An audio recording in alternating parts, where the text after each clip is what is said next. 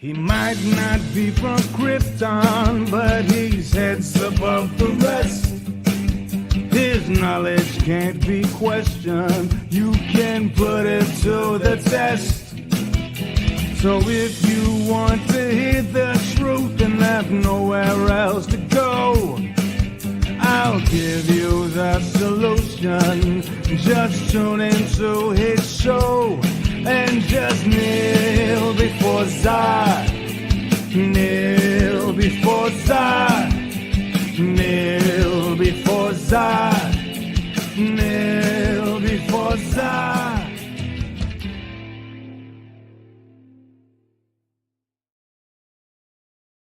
And welcome back, everybody, to the channel. It is the most earth-breaking, ground-shaking, but never media show money-taking, the man, the myth, the legend, the most electrifying YouTuber at all of YouTube entertainment today, General Zod. And welcome to Late Night Talks. Now, I shall have people joining me shortly, but for the time being, I actually had a couple of things to announce, a few quick announcements, a sort of general update, an update about things that are happening within my channel, and some things that I've been feeling for a while now, because I've hit this point. I've hit this point where I think I came to this. Okay, so I came to this realization when I was watching Ahsoka. As you guys know, me and PB did a review on this show, and I started to realize that there are certain aspects of things that I did on my channel or that I was working on that I just currently have no interest in. And I always told myself doing this that the day I got tired of doing something, unlike most YouTubers, I'm not going to do it because I can't be vibrant. I can't have my charisma with shit that I have to fake. And to be honest, there are certain aspects of talking about movies and TV shows that, quite frankly, piss me off. I did my morning kills. Thank you for everybody who came to that stream. It was 9 a.m. Ironically enough, this is at 9 p.m. Because I will have people jumping on here shortly.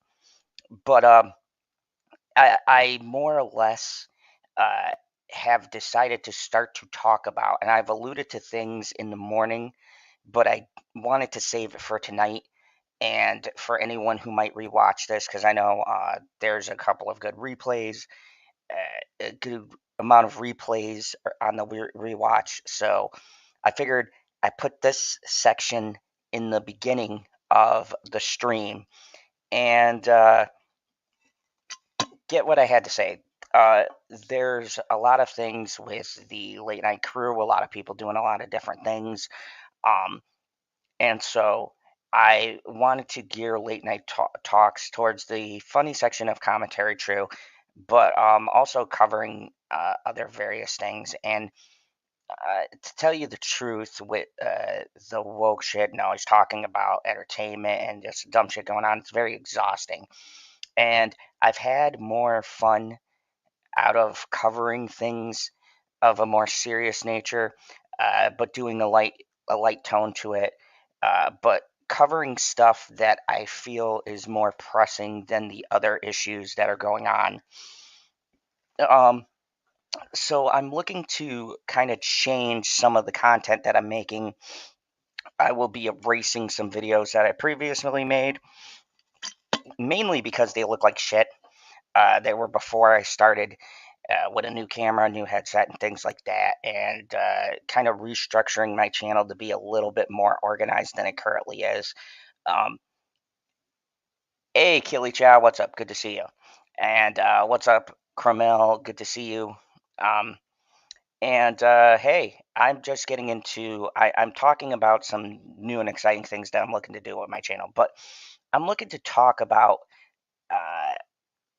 serious topics, but for my late night talks, I'm still going to keep it lighthearted and things like that. But I think I'm going to steer away from the topics of Disney and things like that, because to be quite honest with you, especially going through even my older videos and seeing the comments. I'm just tired of the conversation. Um, I'm tired of critiquing things and the phrasings that you use, which are true to whatever the product is. And I think people in general are just getting tired of the compare and contrast, and from both sides, from shit being uh, woke, so to speak, but more or less for people calling it out as well. It's just a tired topic. And I think I'm going to start steering clear more of that stuff. And as such, um, I've just decided that I'm done with the Disney end of it, even some of the DC end of it, until James Gunn starts putting out stuff that I could be excited about, and the Batman stuff, things like that. But I think in general, stuff I don't watch, I'm not going to go out of my way to watch it just to get angry about it. And that does not mean that Zod is done ranting. There's always shit that pisses me off. Uh, I just feel like for me right now, it's time to introduce Jay. How are you doing?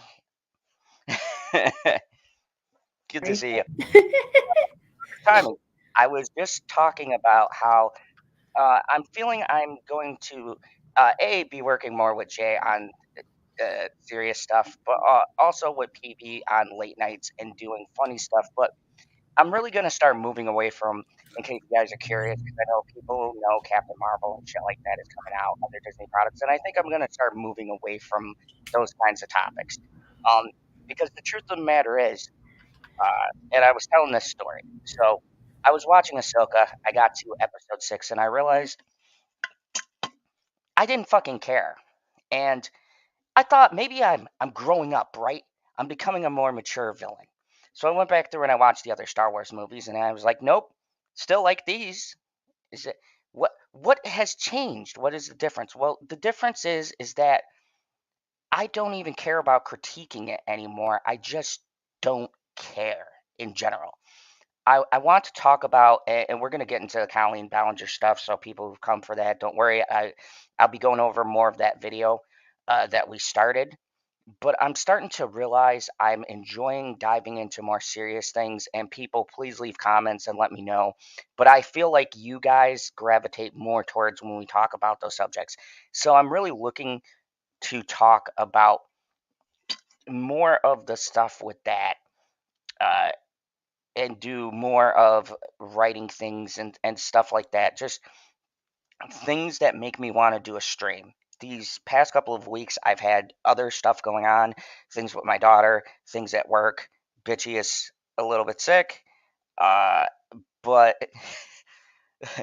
Jay, is everything okay? You broke into hysterical laughter. I'm apparently losing an epic battle with my popcorn. Don't mind me. Don't let the food win. But I mean, I know this is kind of like a weird thing to put in the beginning, but I know a lot of people watch the beginnings when you go back through. So in truth, I'm just tired of being exhausted about talking about certain topics, and quite honestly losing interest in them, watching things just because I feel obligated. It's becoming an obligation to watch a lot of these shitty things. Even on the horror movie side that I love, I went to see The Exorcist. I spent a buck on it. I still feel like I wasted my fucking time. Uh, and I didn't even put out a review. And I think from now on, even with shitty things, if I don't like it, I'm just not going to put out a review about it, because here's the truth. If people want to win this battle, and Perp told this to me, and I hope to God Perp's not watching this, because I don't need he does not need his ego inflated any more than it is. But he was right about one thing he said, where the best thing to do is just not to talk about a subject, because the more it gets acknowledged, the more traction it gets. And I get fighting from a certain angle, but I'm fucking tired. And I got into this to do things that I like. Game of Thrones was personal to me, but it was never woke. It was just shitty writing. And I can accept shitty writing. But I'm tired of doing a critique and getting critiqued on my critique if I say certain words because it offends people's fucking delicate feelings. And here's the thing. You guys know me. I've never backed off. To my detriment, I have battled with people because I don't give a shit. But for me now, it's just exhausting and wastes so much time. And there's just so much shit that I could be watching. I started watching Gen V, and I realized, holy fuck, this spinoff of The Boys might actually be better than The Boys itself. Like, it's finding shit like that and talking about it. I'm watching The Fall of the House of Usher, which is fucking phenomenal, and I'll be talking about that tomorrow on my morning kills. But I want to watch stuff that I can, even if I don't like it, I can get more in depth with it and not be aggravated by politics. And I'm just choosing to not watch it.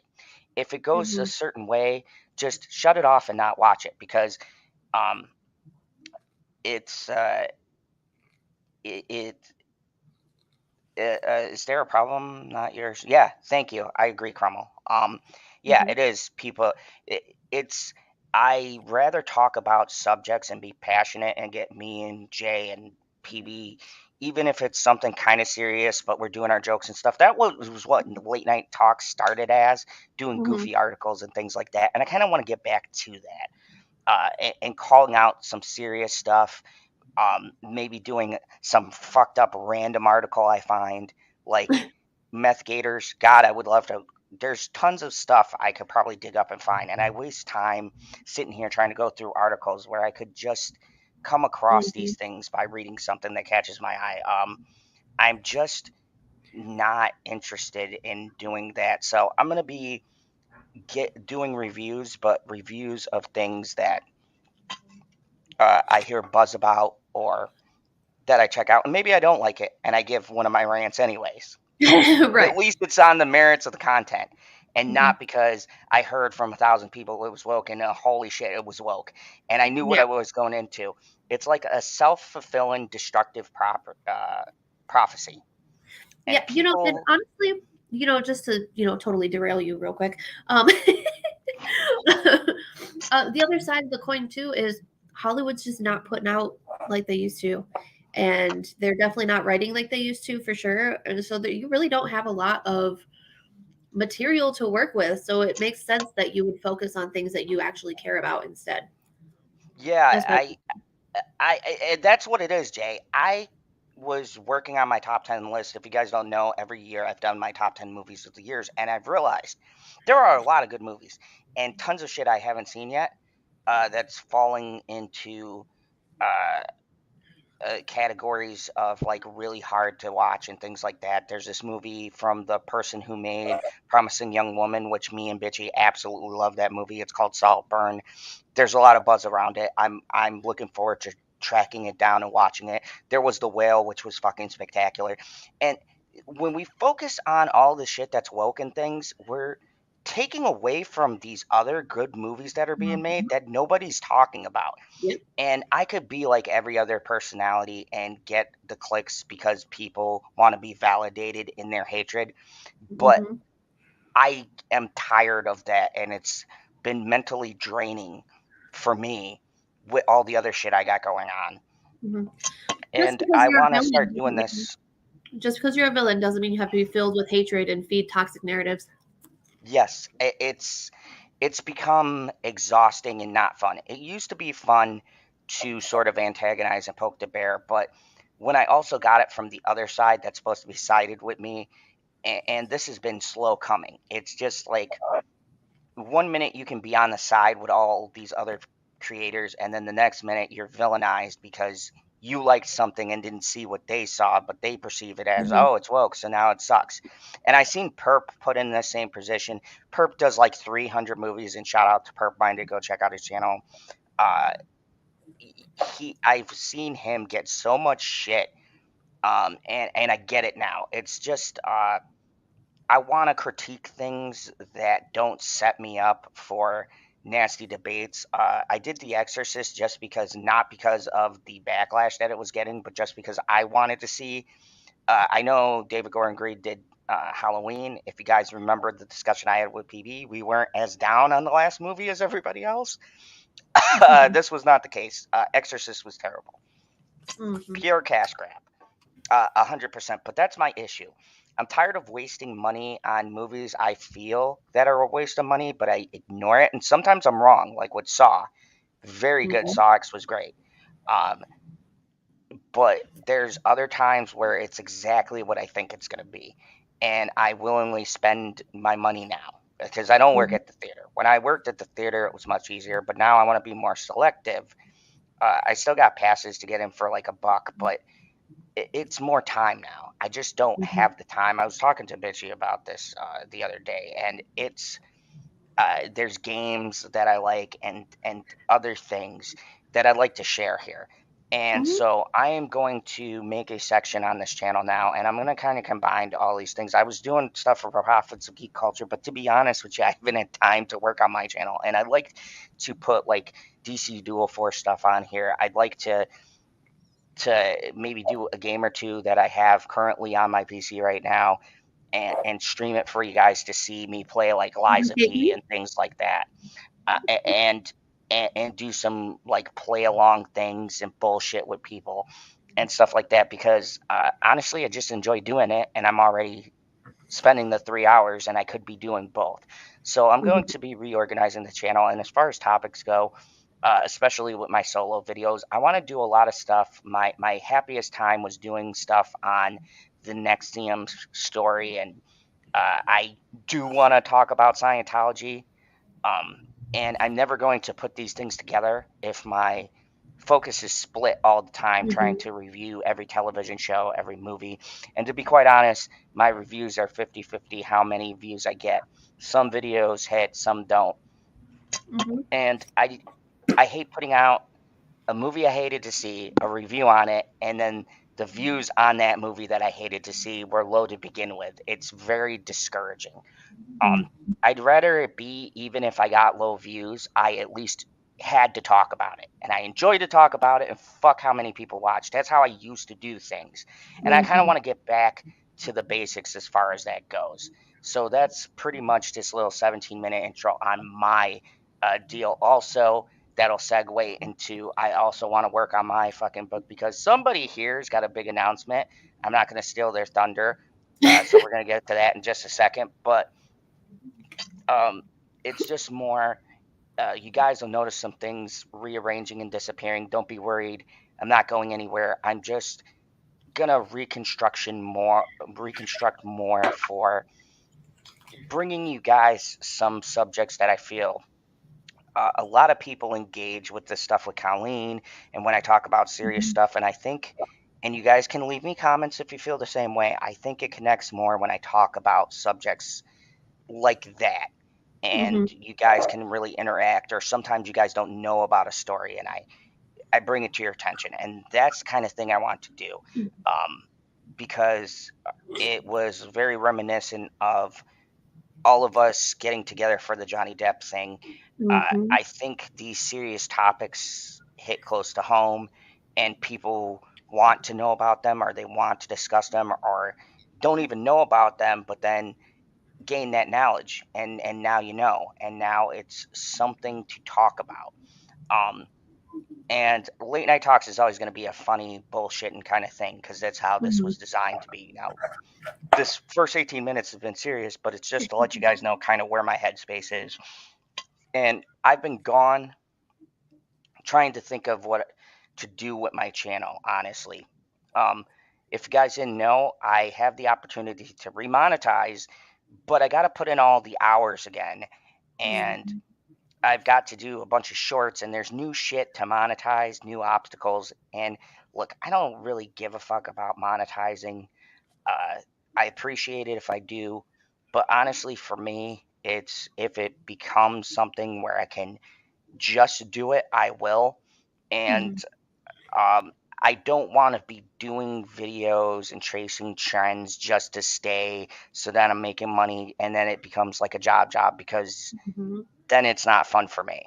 Right. I know Justin Proper has gone through the same kind of thoughts, and a lot of other content creators because you come to a point where we all have real lives outside of this. We have real Mhm. jobs, and when you do this, takes away from ours. Like right now, I'm on the last 2 episodes of The Fall of the House of Usher. It is fucking phenomenal. I'm on the edge of my seat right now. I literally have it paused on like episode 7 of 8, and I'm about 10 minutes in. So, and I paused it, but I'm excited now to share this with you guys and give my critique, and then you guys can see if it's something you want to watch. And that's the stuff I want to get back to. The things that make me excited to talk about them. And You want to know why? for a couple, Because that shit's real. yeah, a couple of the streams I've felt, it's felt harder and harder to start to get them going and to do them. But once I get into it, I'm in it. But I don't want to feel that way. I want to be excited to go on the air. I want to have a schedule and bring you guys more consistent stuff. So that's kind of where I'm at. And so hopefully you guys understand where I'm coming from, and let me know in the comments or, you know, in the chat tonight if you feel that this is a good change or how you feel about it, because I care about what you guys think. That's the reason why I do it. And I enjoy everybody who comes on here and interacts with us. So that's kind of my big long 20-minute thing that I had to get out of the way, because I'm excited on starting a new chapter in my channel and moving it to different directions, because I've never been a person who believed that you need to stick to one thing and get yourself stuck in a box. I've seen so many of our friends do that, and then they're down a rabbit hole of just covering one thing, and that's never going to be me. You guys come here, you should be able to know about different things going on, different subjects. Maybe it's not your subject tonight, but you see something in my tagline and you come back the next night and we can chat. So that's why I kept this as mysterious topics, kind of a loose thing, because I wanted to kind of lay out how I felt and where I'm coming from. I've had a couple of personal things going on, and it's made me assess why I'm doing this. That'll do it. Yeah, it's me wanting to kind of get back to basics and feel excited about streaming. And to tell you the truth, I was actually pretty excited about streaming tonight. But I was excited because somebody here, Zod, is trying to get stuck in a box, but Bitchy is a proper lady. Hey, Where the fuck are you, PB? fashionably late as always. You know, motherfucker, I set this time too. He's gonna come in. I'm right on time. I'm never late. But anyways, I just wanted to kind of let you guys know where I'm at and why my content is gonna move in a certain direction. And some people won't be interested in watching me play Dual Force. Some people won't be interested in horror movies that I'm talking about, or maybe I get to my top 10 and I talk about other movies and things like that. And some people will. But the thing is, I'm done with the Disney, Marvel, DC, just the big budget stuff. It's all shit. It's exhausting, and I wind up reviewing in circles and saying the same thing. And it was when I got to the end of Ahsoka, I just realized I don't give a shit anymore. I stopped at like episode 7, and I just don't care. And I hate that feeling of forcing myself to continue when I don't care. And I don't know at what point, because I was hyped when I started it.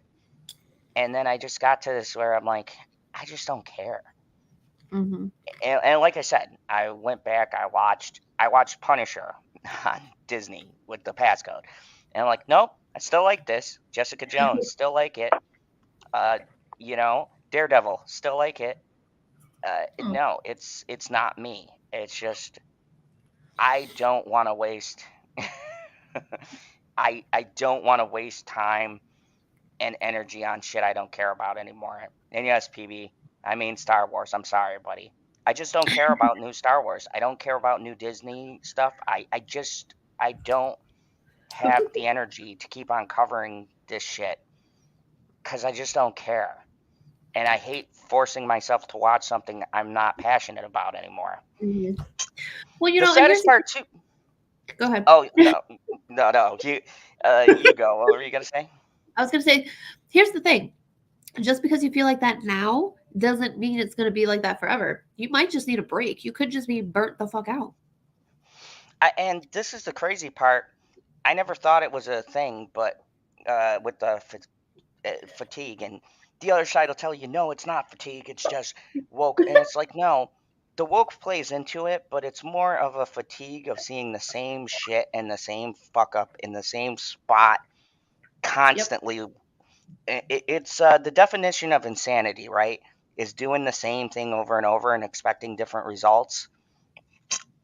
And um, I'm not a person who can look past the surface level stuff and be happy. Uh, PB, when he gets in here, uh, he he's good at appreciating some of the basic stuff, and I envy him for that because he could appreciate some of that surface level stuff and still talk about it. But he's smart too, and he knows the stuff I talk about. And even Mhm. he gets hung up on the little fuck ups. But that's my point, is that more and more we're picking up the little fuck ups we never picked up before. And Mhm. it's not just Star Wars. It's not just Marvel. It's every movie from a big studio that's come out has been just abysmal. Like Mhm. everything. Like people use Disney and Star Wars, but here's the truth, folks. Fucking Barbie made $1 billion. Just think about that. Uh-huh. It's not just a Disney as a company. And I think that's where people are getting this argument wrong. And like I said, this is random topics. I didn't expect to go into this, but this is my reason for changing some of the content on my channel. It's not just Disney. Like, I hate that argument. It's not just Disney. It's not just DC. It's not just Marvel. Sony has made shitty movies. Paramount had released Pet Cemetery Bloodlines. I talked about that this morning. It was good. It was well made, but the story was shit. And that's the issue. I can't just watch something for surface level and be happy with it. The stories aren't good. And thank you, Writer's Strike, because quite honestly, those fuckers should be fired. Like, Yep. everybody made a big deal, but here's my position that I never said during this whole thing because I didn't want to get involved. But I'm going to give you the real deal feelings. I did not give a shit about the writers getting their jobs back. I know there's a lot of good writers out there. There's people who wrote Hannibal and shit like that. But the good established writers can get jobs based upon working hard and making good stories. The only Yep. people bitching and complaining were the actors and actresses who are the new young actors and actresses who fucking suck and talk shit, and these new writers who wrote fucking She-Hulk. She was right on there on the fucking picket line. And Batwoman. All right? So, if you think those people deserve a job, I can't fucking help you. All right? And the problem might not even be the writers, but it's people accepting mediocrity to a point that it's gotten this way where they give us shit because they're people are accepting it. And at some point, it's up to people to start distancing themselves. And I know people are going to be like, oh, Zod made a declaration against, he's not going to watch anything Disney. No, I'd be a fucking liar. Maybe I'll see a project that'll grab me. It's not the company. It's Frozen 3. it's for me, it's never been about the company. It's about the content of the product. Mhm. And I've said this before and I'll say it again. I've even battled people over this. And Jay, you know, you've known me for a while. PB knows. If I think a show's good, I will argue for it no matter what side thinks it's woke or whatever else. That, like Andor, we will fucking die on that hill. We all liked Andor here, right? But Sure. there's people who are saying the only excuse they had because it wasn't woke was it was boring. It didn't feel like Star Wars. That's not a fucking critique. What didn't you like about it? The story was good. The camera work was amazing. The action was great. It was crisp. It Mhm. was clean. What offended you? And I got the same fucking answer. It doesn't feel like Star Wars. What the fuck does Star Wars feel like? It had lasers. It had starships. Like, Well, PB, I agree. I wish he had these comments. It wasn't a battle if you didn't use laser eyes.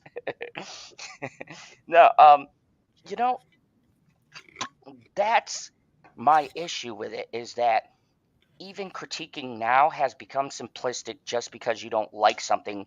You have to make an excuse, even if it's of good quality. Hey, Kiefer, why you don't like it, right? Mhm. And it's you can tell it's bullshit, and these people got like 15,000 people or whatever that they're irresponsibly talking to. And I can point out things from technical standpoints and stuff, and still I get shit on for it, or less views, or then people coming up blah blah blah blah blah blah. And you know what? Don't I just don't care enough anymore. Like, it broke my heart to stop the series, but quite honestly, and I read what the ending was, and it was like I figured. It was a giant dick tease. Ray Stevenson is dead, so I don't know what the fuck you're going to do with his character now, because they don't close off any of the storylines, and it's just going to be a giant shit show. And I don't care. I'm not wasting any more time on this shit. I Mhm. just don't care anymore, and I want to do stuff that we're passionate about and actually have a comment for. Uh, I know even PB gets tired of that shit, just like Mhm. doing shit you can't comment on. It's just it's fucking frustrating. So that's where I'm at, and that's why I'm restructuring shit. I'm gonna get rid of a lot of my older reviews and kind of scale down my stuff. I got 952 videos. Jesus Christ, I gotta I gotta get rid of some things because it's like I'm getting to, and some of those videos are really poor quality. Some of the experimenting I did is a hit or miss, or the audio is all fucked up and off. So I just I want to do critiques and do discussions that I'm passionate about. So that's where I'm leaning for. I don't want to dread doing a stream about shit I don't care about. I'm forcing myself to care about because the majority of Right. people want to hear a take on it. It's just, Right. and really, I'm gonna say the same shit that everybody else is saying. It fucking sucks. And you know, and as much as I try to defend it, my heart's on it because I know deep down the writing just isn't where it needs to be. And Right. until that shit gets better, I can't sit through it. So uh, that's kind of where I'm at with everything. That was a half hour of just letting you guys know about stuff, which, by the way, I got two things that are sponsoring tonight. The first one is moviepalette.com. If you guys look in the description below, you can get yourself 15% off of your Whoop, movie whoop. palettes. You like a movie? The Departed? Maybe a Nick Cage movie? Maybe Ghost Rider? Ghost Rider's a great movie. Ghost I like Rider the first Spirit of one. Vengeance. I love them both. I love them with all my heart. It has nothing to do with Nick Cage. It's great Oh, writing. at all. Nothing. Nothing to do with the cage at all. So, uh, anyways, if you're obsessed with Nick Cage like I am, then you can get all of his movie palettes for 15% off. These fine palettes are the color scheme within the movie that are like barcodes. You can hang them up everywhere. They look super nice. Um, Mine Where's your? is, of course, Oh, it's by my Nicolas Cage shrine. oh, I guess that's true. Yeah, so I would have to turn it over, but then I might have somebody call the cops on me. Anyway. So anyways, speaking of sponsoring, there is someone else I'd like to sponsor on this channel. If you guys don't know, Jay, you have an exciting announcement. Why don't you tell the people who will be watching it? Yeah, I've got a link that I can even screen share as soon as you're ready. Are you sure? I have no idea what Okay. you're talking about at all. You don't? Oh, well, okay. Well, I was just perusing around. I happen to be an Amazon Prime member, and I get discounts at What? Amazon. Yeah, and holy shit, I was looking on Amazon, and what's this? What what's going on here, Jay? Do you have something you want to tell us? I may or may not have randomly published a book with no promotion at all. It's fine. Hi, James. So here tonight in the Phantom Zone, we are promoting a brand new book. Well, I'm here tonight in the Fandom Zone. It's perfect timing. You motherfucker. 9 o'clock specifically. Every other week, and I do my big half-hour announcement. He must have known I was announcing something because I didn't tell him shit. And he's like, Dude, oh, I I'm heard, scared. well, I heard the end of the stream earlier today, and I was like, oh, it's one of those stupid things again. I don't need to be there for that. He's like, I don't need to be here for this stuff. He's going to say a whole bunch of stuff of how he wants to do everything differently, and everything will stay the same. No, I am dead serious. It's more- Okay, when I see the pudding, I'll know that it has been made. Before that, it's just powder. Thanks, girl. We're gonna mix that shit up. Hello, Jane. Anyway, stop Hello, being Lemon selfish, Pie. PB. This isn't Hello, about us. Jackie. We're actually doing good. We're promoting someone tonight. We're sponsoring someone. You As should we feel proud. fucking should be. So what's this? Can I enlarge this? Let me see. Can I? So I should add this to my cart. They make a pill for that. What? God, it was. Here's what happened. I heard Zod say something about enlarging, then everything cut out, and then all of a sudden I hear PB say something about pills, and I was like, oh God. Yeah. So this is just the Kindle. I am waiting for Amazon to say, hey, your paperback has been approved. So I was going to wait, but I was like, I can't wait. I need to share this now. So if you have a Kindle, I'm also waiting. I went through Lulu as well, and they post material on a bunch of different websites. I'm getting my proofs this weekend for the paperbacks, and I'll be looking at them and I'll be approving them. And then on the Lulu side, and it'll send out to all the international sellers and everything after I approve the proof that they sent me. So that's why it's just Kindle at the moment. So sorry, but there is a paperback. It's just sitting there. I could show you on my phone. It says in review. But yeah, so I may or may not have just, published a book randomly. So what? Now I feel like we got the famous author here. What is this book about?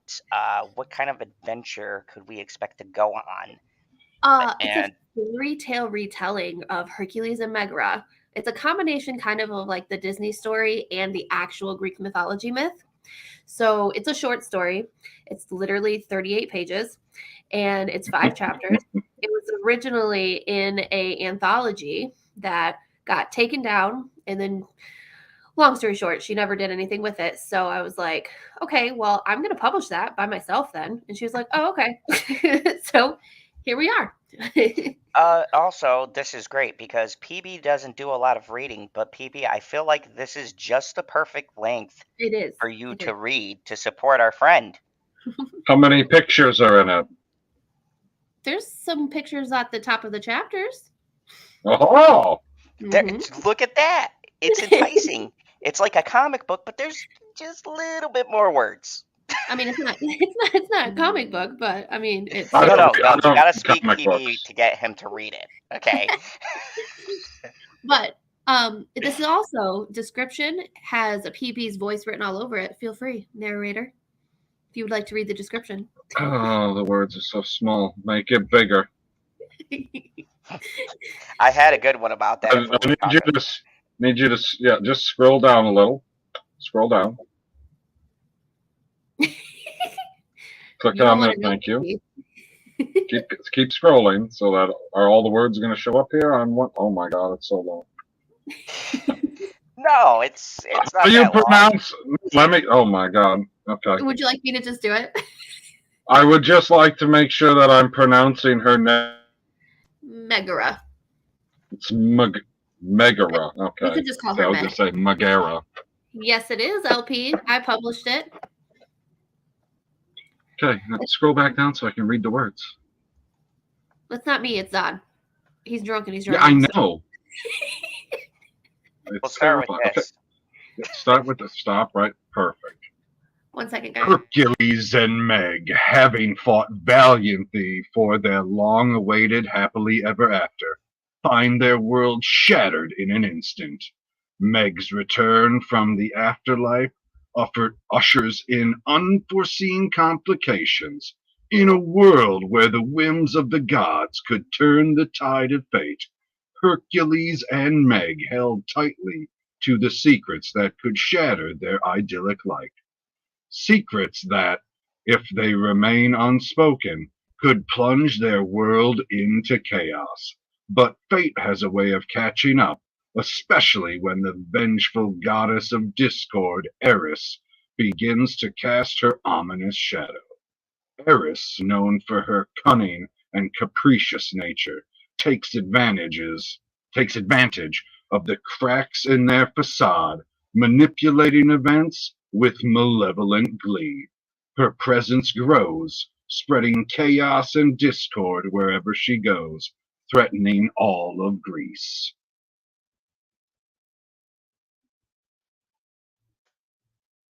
In Meg's discord, you'll be swept into a tale of love, betrayal, and the enduring human spirit. Will Hercules and Meg's love endure the relentless storm of chaos unleashed by Eris? Or will their secrets and the goddess's machinations tear them apart forever? Join them on this gripping journey through a mythic world where fate's threads are spun by the gods themselves, and where true love must conquer not only the forces of darkness, but also the shadows that lurk within. Can Hercules and Meg rewrite their destiny, or is their happily ever after doomed to be forever shattered? I don't know about you, PB, but I want to know what happens. This is, like I said, it's a short story, and so depending on how it's received, I will write a sequel, because I have an idea that's gonna throw people off. Ooh, I like those. So, yeah, go now. Go support our friend here. Appreciate it. It's 38 pages, and I'm gonna put this in my cart. 38. Yeah, like I said, it's just the Kindle right now. So once I get a okay, I gotta wait for the paperback. I don't have a Kindle. Yeah, I know. I was gonna wait, but then I was like, I'm too excited. Yeah, but you can get the app. I mean, I can't even. It said you can get the app. I can't even get on Discord. You expect me to get an app for Kindle? Yes. Come on. Does it work? Does it run on crystals? But you can also. Not exactly. Well, then we're shit out of luck, aren't we? But yeah. Lemon pie. Tell somebody to come to me for the voice work. You got friends. I know you do. So, welcome everybody. How are you? Welcome to the Late Night Talks tonight. I'm pretty good. How are you, General? I'm doing good, PB. So, what's new in? It sounds like you're doing good. Oh yeah, I've been drinking some vodka stuff, so it's been vodka fun. Stuff. Yeah. Did you say vodka stuff? Yeah. Huh. There's vodka in it. Mixed Why with do you some look other guilty? things. I didn't do it. it. Mixed with stuff. Look, I've been watching The Fall of the House of Usher right now, and I could be hallucinating and murdered. Oh my god! I thought that you were only watching things that you like. That is my point. Edgar Allan Poe, you uncultured swine. Wait, it has nothing to do with the singer. No. Oh my god, PB. Then why would I watch something about Usher if it's not about Usher? It's The Fall of the House of Usher. It's a very famous Edgar Allan Poe story, originally done by Vincent Price in the early days. But you said Usher. Folks, this is why I have so much gray hair. Well, I do know a guy who would give you a 40 ounce of malt liquor to call his friend and tell him he owes him money. There you go. I'm game. I got you. So tonight You gotta we're go gonna on. be You gotta go over- on. What is that? It's the link to the book. What the hell is that? Oh, I thought it was a link to voice work. I was like, what? Oh, it's like a direct link to the book. Oh, the one that Zod's talking. I don't care about the book that he's talking about. I'm talking about your book. I don't want to read Edgar Allan Poe. It's so boring. This man. Okay, that's why you watch It was the a dark show. and soundless day near the end of the year, and clouds were hanging low in the heavens. Exactly. Yeah. Quote the Raven. Nevermore. It doesn't sound like it has anything to do with Hercules. Bless you. so anyway. Oh my God. Bless you. Thank you. My basement's still moldy, so it's fucking with me. So tonight we're going to be talking some of the Colleen Ballinger stuff. I said we were going to finish that video. Oh, does that mean swoop video? Swoop Yes. video? Yeah, and it's exactly where we left off. So That's probably where you left off. I'm pretty sure you watched more than I watched because I fell asleep. I mean, it's where we left off before you went And into had aquamarine dreams. It was amazing. If I ever hope to one day talk to Swoop, I am definitely not going to have You you know on. what? You know if you're ever going to talk to her, it's only because she wants to talk to me. The delusions is strong with this. You ain't never talking to her. You know it. I never say never. What's a restraining order? That's what I say.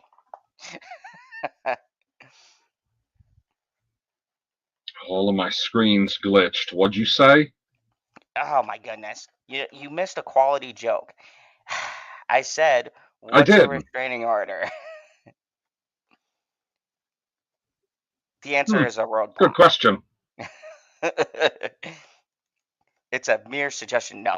Anyways, so tonight, after 47 minutes. What is a suggestion? So tonight we're going to be covering some more of the Ballinger case. If you remember, the ex-husband is doing an interview, and we're going to dive into more of it. We were getting to some of the things on her. Some of the stuff really brings a new kind of light to this. Why I've been covering this diligently is because it's quite horrific, and Whoa. You've been covering this diligently. I mean, Do you know what diligent means? I do know what diligent means, you smart ass. Okie dokie. So, anyways. Everybody's leaving us. Jackie's gonna be back. Lemon Pie's gonna be back. Nobody else is even here anymore. They're all like, "Oh, you talking about the Colleen crazy bitch? I don't need to listen to that." But you do. You're not listening to that. You're listening to us. So, speaking of which, just to let you guys know, in the mornings, expect, mostly on my free time, but if, like, tonight I was watching the Fall of the House of Usher on Netflix, I am on episode 7 of 8, so as soon as I'm done with this stream, I'm going to finish the rest of it, but I will be doing a review on that show, because I didn't know that isn't he performing at the Super Bowl? Oh my God, it's the Fall of the House of Usher. It's a House of Where Usher, do you not Usher the performer. I'm sure Usher has a house. I'm sure of it. Okay, it has nothing to do with Usher the performer. Oh, well, why didn't you just say that? Dear sweet Jesus. Welcome everybody. So, real quick, I guess before Jay gets here, what were your thoughts on Ahsoka? I stopped at episode 7, and I heard when you said you stopped, and I was like, "Who stops right before the last episode, especially when you didn't want to watch episode either 5 or 6 because you're like, well, I don't want to have to wait to see the end. But now you're going to wait forever to see the end. I lost interest. What made Did you not lose hear my whole interest? speech? What made you lose interest? Because no other show that they have ever made has been as connected to the Clone Wars as this show is. I don't know. I found I don't care. I just, it's well made, but It was too much Anakin Skywalker, wasn't it? no, I like the Anakin Skywalker stuff. I didn't really like it. I like most of it, but some of it I was like, I don't understand exactly. And then you should watch Charlie Hopkinson. He does the Obi-Wan Reacts videos. So it's him doing Obi-Wan and Qui-Gon, Force Ghost Jinn, and Anakin Skywalker as they watch Ahsoka, and it's pretty fucking hilarious. I think you get a kick out of it. But yeah, every time, Sabine gets stabbed in the gut, and Qui-Gon goes, oh, that's all for her. And then the other two just look like, we'll see. Yeah, I don't know. I don't agree with this stupid. I don't know. It's my second. It's the second best show that they've made, and it might be my favorite. Yeah, I don't know. I don't. Because there's just as much stuff in Ahsoka as there is in Andor, where I go, oh my god, what the fuck? Like, no. Except Andor was smart enough to get all their stupid shit into one episode. Yeah, they're like, we're just gonna make this one shit episode, and then the rest of the 8s and 9s, and you'll be happy. Yeah, I just especially. No, Ahsoka is, at least for me, it's right on par with The Mandalorian as far as getting the what everyone loves Star Wars feel. Yeah, it's just that for me, I just don't feel the stories are as good. And I go, is it me? See, Am I just Lemon Pie gets outgrowing it. Star Wars? And so I went back and I watched Clone Wars, and yeah, I agree. It will never get a 0. As Rosario Dawson, so it cannot get 0 stars. I definitely agree. And I don't even put it there, like from what I've seen, but it's just, I just don't have any interest. I mean, I can tell you what the people on me. Felt off. Thrawn only feels off because everybody sees blue Elon Musk. No, that is a universal thing about him. It's the look. It's how he acts. Is not the same as Rebels. He's got the look. The guy, yes, it was weird casting the voice actor in this specific instance. Like, they could have used his voice and maybe went with someone younger who was more built. But that part didn't bother me. What bothers me is the very distinct difference between even how he was in Rebels versus in this show. He does a lot of stupid shit, and that is not Thrawn. And it's just like, oh, he just lets someone go just to let them go. It's like, oh, I'm just gonna let Ahsoka go. They'll die on the island. I'm not gonna check. It's fine. It'll be fine. I just want to get out of here. Like, I get it. I get what they're going for, but it's just fucking lazy. A lot of, especially towards the end, lazy. What the show feels like to me is the problem that I've had with Marvel and even Star Wars to an extent in generals. The shows that shouldn't get the most episodes get the most episodes, and the shows that should get more episodes don't get more episodes. You get what I'm saying? Ahsoka should have had at least 2 or 3 more episodes to really build out the story, have a few battles, build up stuff, and then have the ending that they have. Because I've seen the ending, and it's fucking atrocious. And I feel like it's not necessarily what happens at the end that's bad. It's how you get there. It's the ending. The ending isn't much of an ending per se. It's really more just like a pause. They're like, well, we used all of season 1 to set up that stuff is going to happen in season 2.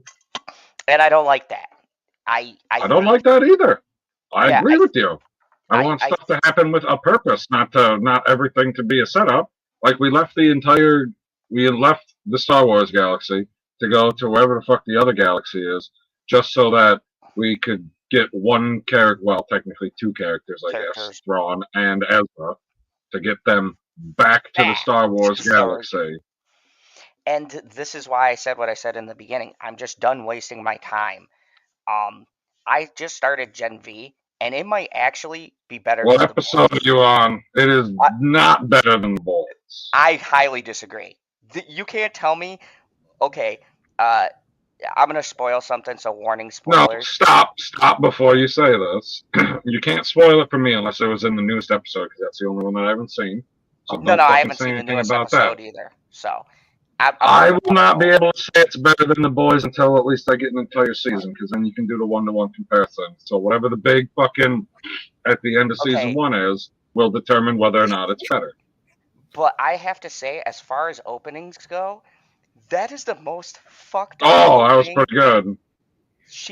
And I was telling Bitchy about this, because just as like bringing in the woman opinion of it, right? Her having her period and the blood killing her parents and then it exploding and shit, like, it is okay. For example, PB, the thing I like about this season of The Boys is that their powers have fucked up ways that they have to use it. Like the chick who's essentially bulimic in order to shrink, and then she overeats to become bigger, or the other girl has to cut herself to get blood, to use the blood as her power. I was pretty excited when she overate and got bigger. I was like, oh my god, it does work both ways. Yeah, that's what I was thinking. Like when she got huge, and then So like, why does she? So what you're telling me is, if she always just eats a little bit more than she throws up, she would just, like, if she didn't throw up at all, would she be 500 foot tall because she just like eat a regular meal, and then like a regular person, take a crap so you're not throwing up. So would she just keep growing and growing and growing? Why is she so small? Exactly. It's so fucking interesting how they structured like everything, and they did Tech Man. She's the best character on the show. Beautifully. Tech Man, I did not think they were gonna do his storyline where he has Tech Knight. So in the comics, they actually translated it. I didn't think they were gonna do it, but in the comics, Tech Knight. Oh, they did. And it's a real thing. I looked it up. It's a real fetish where he has to fuck. No, it's a whole fetish. Yeah. I don't know what it's like, the technical term, I forgot, but like there is a thing where you don't have sex with things necessarily for pleasure. It's just the look The fuck of did I just something. walk into? So yeah, we're talking about Gen V, which is the guy has some sexual fetish where he just wants to fuck every single circle that he sees. Yeah, it's not even like women or anything. He fucks gas tanks, he fucks cones, he fucks trees. I did like the post-credit scene was pretty funny. You see him trying to climb up. Well, in the post-credit scene of his episode, you see him trying to climb up on one of the hand dryers. And fuck the hand dryer. While it's on. Because then it's a warm hole. Yeah, it's fucking hilarious. So no, and that's halfway through the episode, I was like, what in the fuck is going on? I was like, he keeps looking at all these fucking circles. Because the one that put it over the top was either the donut or the scotch tape that he picked up, and then he's just like rubbing the circle in the middle, and I was like, what in the actual hell is going on here? And then they reveal it, and I was like, this Dean knows what she's doing. And I was watching it, and I go, no way, like, because I knew, no pun intended, but what was coming. You knew the whole truth? I knew the whole truth. So anyways, speaking of holes, assholes, let's go to this video on Colleen. What do you got? What are you looking at, Jackie? Hopefully I was it's just going not through holes. Twitter while you guys finished the boys. Oh, that sounded very gay. Okay, we finished up the boys. All the Yeah. Okay. So, So Gen V is better than before Ahsoka. we start, huh? Gen V is better than Ahsoka. Oh, by leaps and bounds. Like, it's not Okay, even go a ahead, Jackie. league. Before we start, this is what we're gonna do. We're gonna go and prepare to go into the fucking hell of psychotic. What's their goddamn name? So, welcome back. And by the way, credit to this creator, Swoop. Go check out our video. I did not put the link in the description below because I've been drinking, but you see my video with all the He didn't even descriptions. put me. He didn't even put me in the description below, y'all. Don't feel bad. Are you fucking with me? I was No. drunk. You've You been could have drunk set since this up yesterday. I've been drunk since yesterday. Action Figure Academy says, hello, everyone. Good evening, Your Excellence, the most powerful and honorable PB. What the fuck, Lord of the Internet? Yeah, I want a cool It's- that's title. what's up. Action Figure Academy gets it. Well, PB is the honorable one, so you must be the Lord of the Internet. I like it. I'm pretty sure all of those are mine. I'm pretty sure not. Greedy. So we are on the chapter Trouble in Paradise. So let's see the trouble that is in paradise. And once again, I'm breaking this off into sections. This is a 3-hour video. There's no way in the world of fuck we're all gonna last for 3 hours. So Yeah, I'm already drinking like so y'all got They me got for a maybe pill for that 45. too. yeah, and I gotta finish the Fall of the House of the Usher. So yeah, I'm about 40 minutes, or I'm 10 minutes into a hour-long episode. So I have 48 minutes left. That's the gist. Anyways, So this is her ex-husband, right? yep, Yes. he's spilling the beans on that piece of shit, Johnny. See, I told you all of those were for me. He says, yes, Your Majesty. I want a cool name. Well, I will find you one. Get on it, AFA.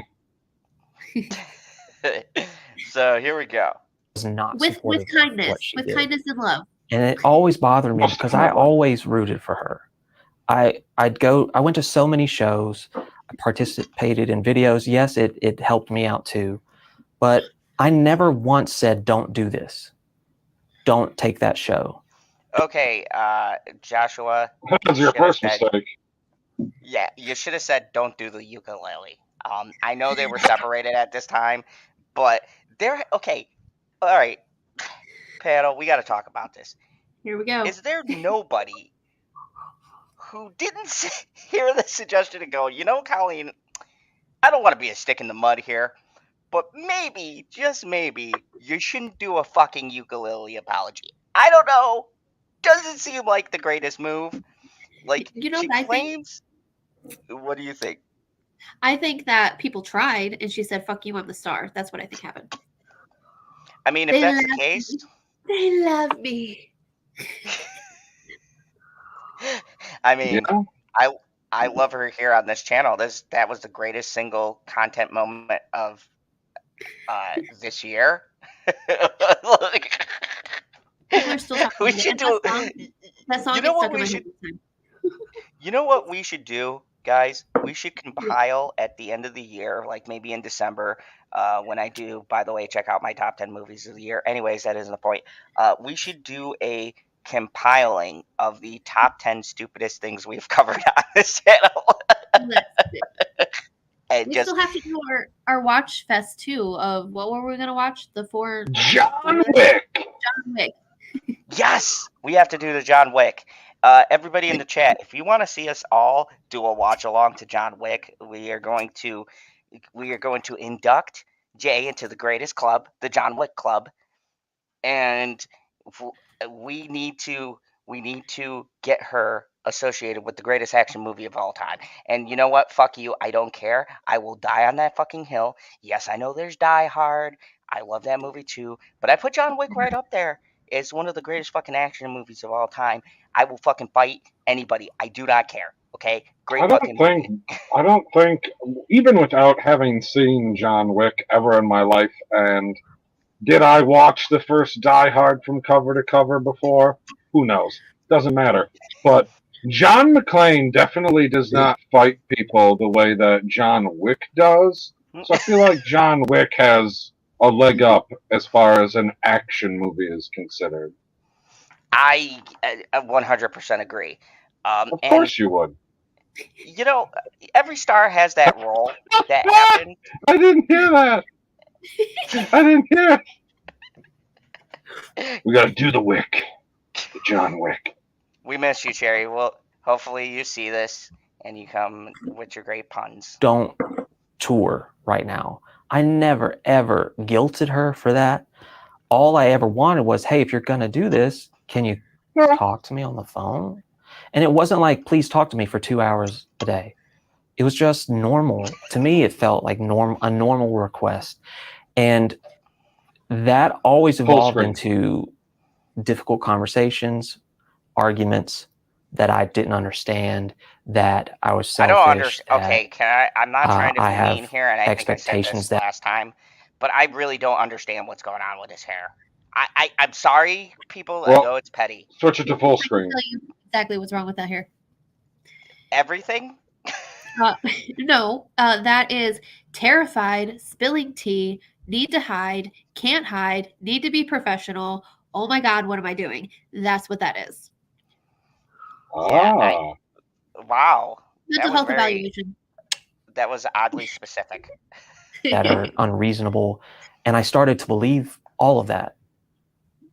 But in retrospect, I wasn't asking for anything major other than a normal, what I would view as a normal kind of relationship with the person that you've been with for 7 years. Okay, now Josh, I'm going to disagree with you. Me and Jay read those shitty books. After you've seen her publish that, I don't understand how anyone could think that wacky bitch is capable of a... Like, look, okay, guys, I've made this mistake. Guys who are... We've all had the, let's say, crazy bitches we've known. No offense, Jay is probably the only sane person among us on this panel. But we've all had crazy bitches and stuck our dick in crazy. No, I'm being real, okay? From time to time, every guy has done it, okay? But when you choose to marry crazy, my man, my dude, you go in knowing the kind of crazy you're with. This is the part, and I don't know, I know later on, Jay, because we've seen this full thing, I know you have some issues with stuff later, probably, if I'm thinking of what you're thinking that I think is pretty fucked up in this interview, but... Yeah. Josh is a little soft. That's the wee little soft. But I feel as if at some point there's a certain, especially when you're married to someone, and Jay, you could probably attest to this, or anyone who's been married. I haven't gotten to that step yet, but God willing, I will. Where's Bitchy? Anyways, the point being is that there is a certain point where you ignore what is clearly a danger sign just because you start believing in stuff that isn't true, right? You're telling yourself things and you're making excuses for stuff that's in front of you, especially with someone like Colleen. You can't tell me you sleep with someone, you fuck them, and I'm being blunt here because we're all adults here. All right? Whoa. You're being blunt because you're drunk. And I'm drunk. But you fuck someone, you go to their shows, you know the ins and outs of their business. This is the part that pissed me off, and I don't know if you feel the same. Whoa. Business is euphemism. Well, you said the ins and outs of her business? Like, you don't need to be talking about her business. Oh. professionally, PB. I thought it was euphemism for vagina. Oh gosh, no. The only pussy I want to think about is that cute cat that's there. Oh my god. Do you want to say hi? What's a pleasure, kid? Oh, say hi. My name is Simba Gus Scoops. Don't bring him too. He will hit the escape button if you bring him too close.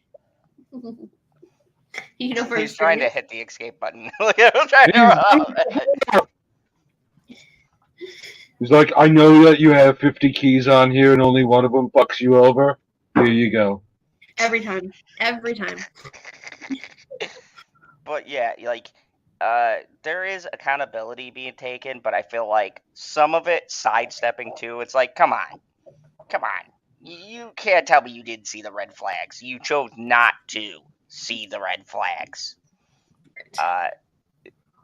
Dumb, drunk, punch drunk love only lasts for so long. And then when you get down to it and you start to know the person, like, come on, man.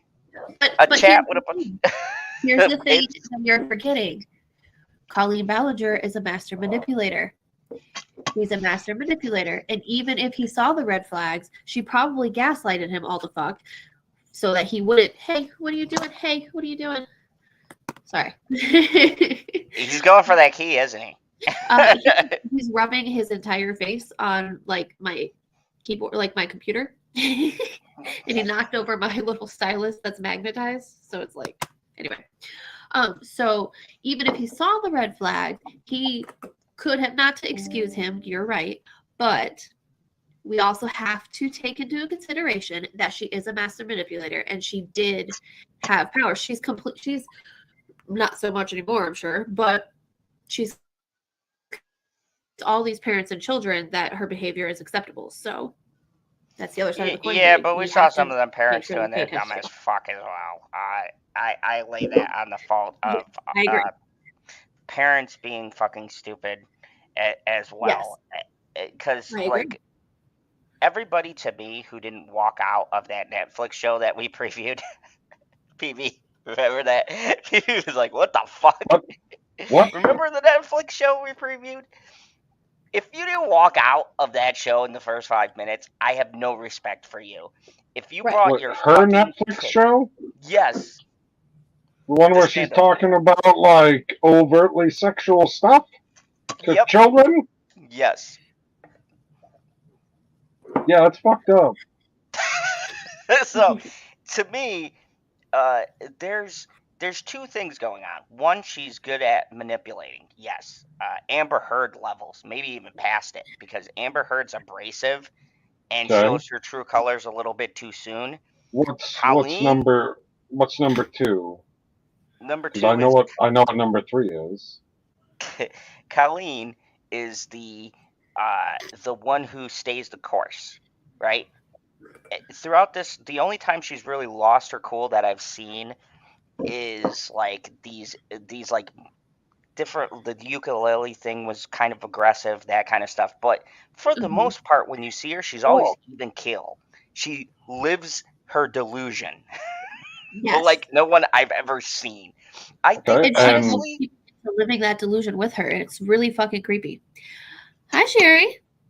Hey, lovely Sherry. Good to see you. Sherry. You look lovely today. As always, good to have you here. Most definitely. So let's continue. Not that we can see you from this particular tree. And there were other times that I thought she was really rude. There was a lot of times where on her tours, the amount of times I had to apologize to the tech crew and people running the event because of how rude she was to them. Almost like, I'm a queen, don't talk to me, talk to my assistant. And I would look at that and go, which was him. What are you doing? They're here it's their job. The least. What about that one we read where on her Netflix show she said, "Get this Asian shit out of here," and then we're even fucking right. Yep. Or she didn't want to hire the person because. Well, you think he looks like the Green Arrow? The guy looks like he shoots a bow and arrow. Yeah, it's crazy to me. Like I said, low key. But see, all the things that Amber heard, because remember we covered the assistant. God, the shit the assistants must see. I feel so bad for them. Like, Yeah. if we were ever lucky enough, I feel bad for PV's assistant. But if we were ever lucky enough to get assistants, I feel like we Well, would be. well, No, you make your hey assistant now. sit down and watch Batwoman with you. That's the greatest punishment I can think of for anyone. Fuck waterboarding. That's the angle you were going for. I was worried yeah. that he would fall asleep on his assistant. Oh, either way, she would be so lucky. It has to be a female.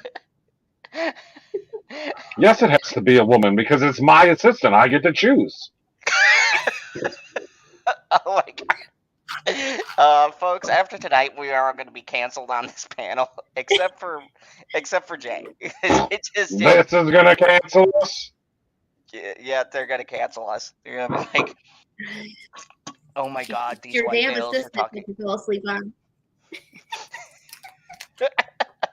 The scandal. You're going to be like, Viking falls asleep on his assistant. Anyways, He's oh, falling asleep Jesus. now. She could do is like give him eye contact and respond. She was just so either abrasive or just didn't care. Mm-hmm. And I could see it in the faces of the crew. And time again, at least 7 or 8 times, I said, "I'm so sorry. She's having a rough week. It's not anything about you." And I would try to make excuses because I didn't want her to look bad. And then I would try to talk to her about it. And then it was me being wrong again. I don't know. I don't know what she thought I was expecting her to be. But anytime I thought, wow, I wouldn't have spoken to them that way. So on June 30th, 2023, the LA Times ran an article about the Colleen Ballinger saga, about Joshua David Evans opening up for the first time in years in response to Colleen's ukulele response video. This article cited a tweet of Joshua's, which said, quote, "I was gaslit too." This was one of the first times a major press publication had ever discussed Joshua's own allegations against Colleen Ballinger. And here he was able to open up about it for the first time with anybody publicly. Yeah, I just felt like whatever truth I thought was there, she denied that truth and made me feel crazy about it. Or how she would talk about fans, or what she would say about all the gifts that they brought. There was just so many moments where I thought, that's gross. Would she talk negatively about fans to you behind the scenes? Was that something that happened or happened often? I don't want to paint a picture like she was just this monster that just spewed hate towards her fans, because she quote loves her fans. I have a different interpretation of what love means to her, but there were a lot of times where she would talk negatively or make fun of someone, or which we've covered. She made fun of somebody with a disability. Like, just so you guys have context, if you're just joining or getting into this saga, she's been terrible to her fans. We've talked about the various humiliating things. Not for all of them. You would think that she was real nice to some of them. Like, my God. Check out Adam McIntyre and the things he's gone through. Keep in mind, these are kids, folks. And I mean that in the sense of the words kids. We're not talking even teenagers. This isn't 1920. We're talking like 12, 13, 14. Well, then you would have to say they were kids, because all of the people that I've heard talk about it are very young adults now. Yeah, they were kids. And also, there are still fans who are, 9, 10 years old who follow Colleen. I don't know. It's terrifying. Hello, Jelly. Hello, JD. How are you? How's it going? But yeah, this is quite shocking, and it really grinds my gears because of the fact that Okay, Peter. You know what else really grinds my gears? You, America. Fuck you.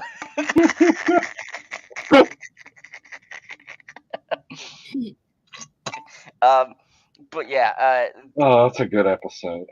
it's a great episode. But it's really it's very shocking, and it's people like this that gives YouTubing a bad name. And Shane Dawson and Jake Paul, you motherfuckers, Logan Paul. Whoa, what did Jake Paul ever do? What hasn't he done? That's Like, my point. okay, What okay. makes him a great YouTuber? He does it all. Wait. He's taking advantage of a young fan base. Hold on. Oh, so are you talking about Mr. Beast? So let's not even get to it. Oh my God, Mr. Beast. That's a. You know what though? Mr. Beast ain't never seen anybody he couldn't take advantage of. I mean, I'll give him credit for that. Hey, Mr. Beast cured blind people, according to him. Correct. We're gonna have like crazy 10-year-olds going out there. It's like, Mr. Beast, the best. Eat a Beast burger. Tell me you feel the same way. I did not hear any good things about these Beast Burgers. I've yet to hear a good thing about them. Jay, are you going to try a Beast burger? No. I hear they're quite Good choice. That is a good choice. Joke about what she was going to do with all the gifts on the tour bus. And I just thought to myself, I would never talk like that. These people are giving us a job. Well, I'm curious because you just said that you have a different definition of love than she did. And I'm curious like what you mean by that. If you could just elaborate more on that. She says she loves her fans. When you love something, there's a part of you that's selfless, or that's truthful, or that's just kind. And I didn't see a lot of that. Okay, I don't want to be an asshole here, all right? But yes, you do. I think you could love something but still be an asshole. I mean, we've proved it here on this panel. me and PB have been professional assholes now for how long, PB?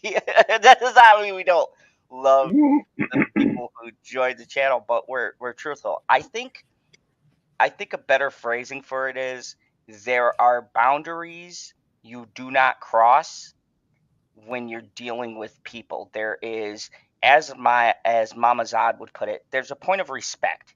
It's like a contract between you and the people who watch you, right? We might not agree with comments we get and things like that, and we have downright argued with the chat before, and that's part of the fun of coming on our show, right? But it's always out of respect, and we don't ban you unless you're doing something stupid, like mentioning my dad or something like that. I will fucking ban you from the channel. But yeah, mentioning your dad is definitely mentioning stupid. But like, we respect opinions even if we don't like them. We respect people giving their opinions because when you come on here and you watch us, it is a contract. I mean, I would pretty much agree with that, but there's, always a caveat here and there, because there are some opinions that people can have that I can be like, yeah, you should probably go to prison with that kind of opinion. Or you need therapy. But it doesn't mean... Well, they got therapists in prison, right? Right? Yeah. I feel like that's fair. Speaking of that, I am probably going to have to get off of here. My sleepy time is splacking me in the head. I can't even speak. Well, son of a bitch. Did you hear that? That was not words.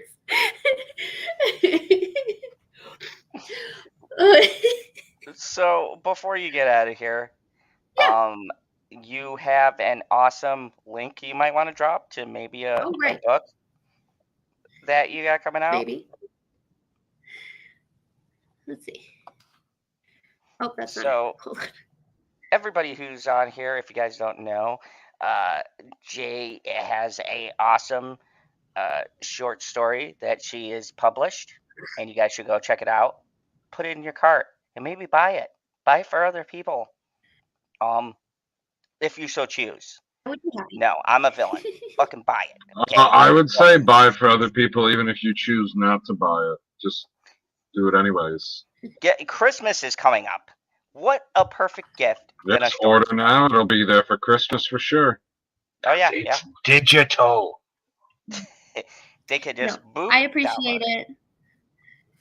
Yeah, definitely. Like I said, I'm waiting for Amazon to release my paperback, and then I will be posting that as well because I know a lot of people are like me and want the ebook and the paperback, which I'm all about that life. Buy 2 if you want, buy 3, buy 4. So, Oh, yeah.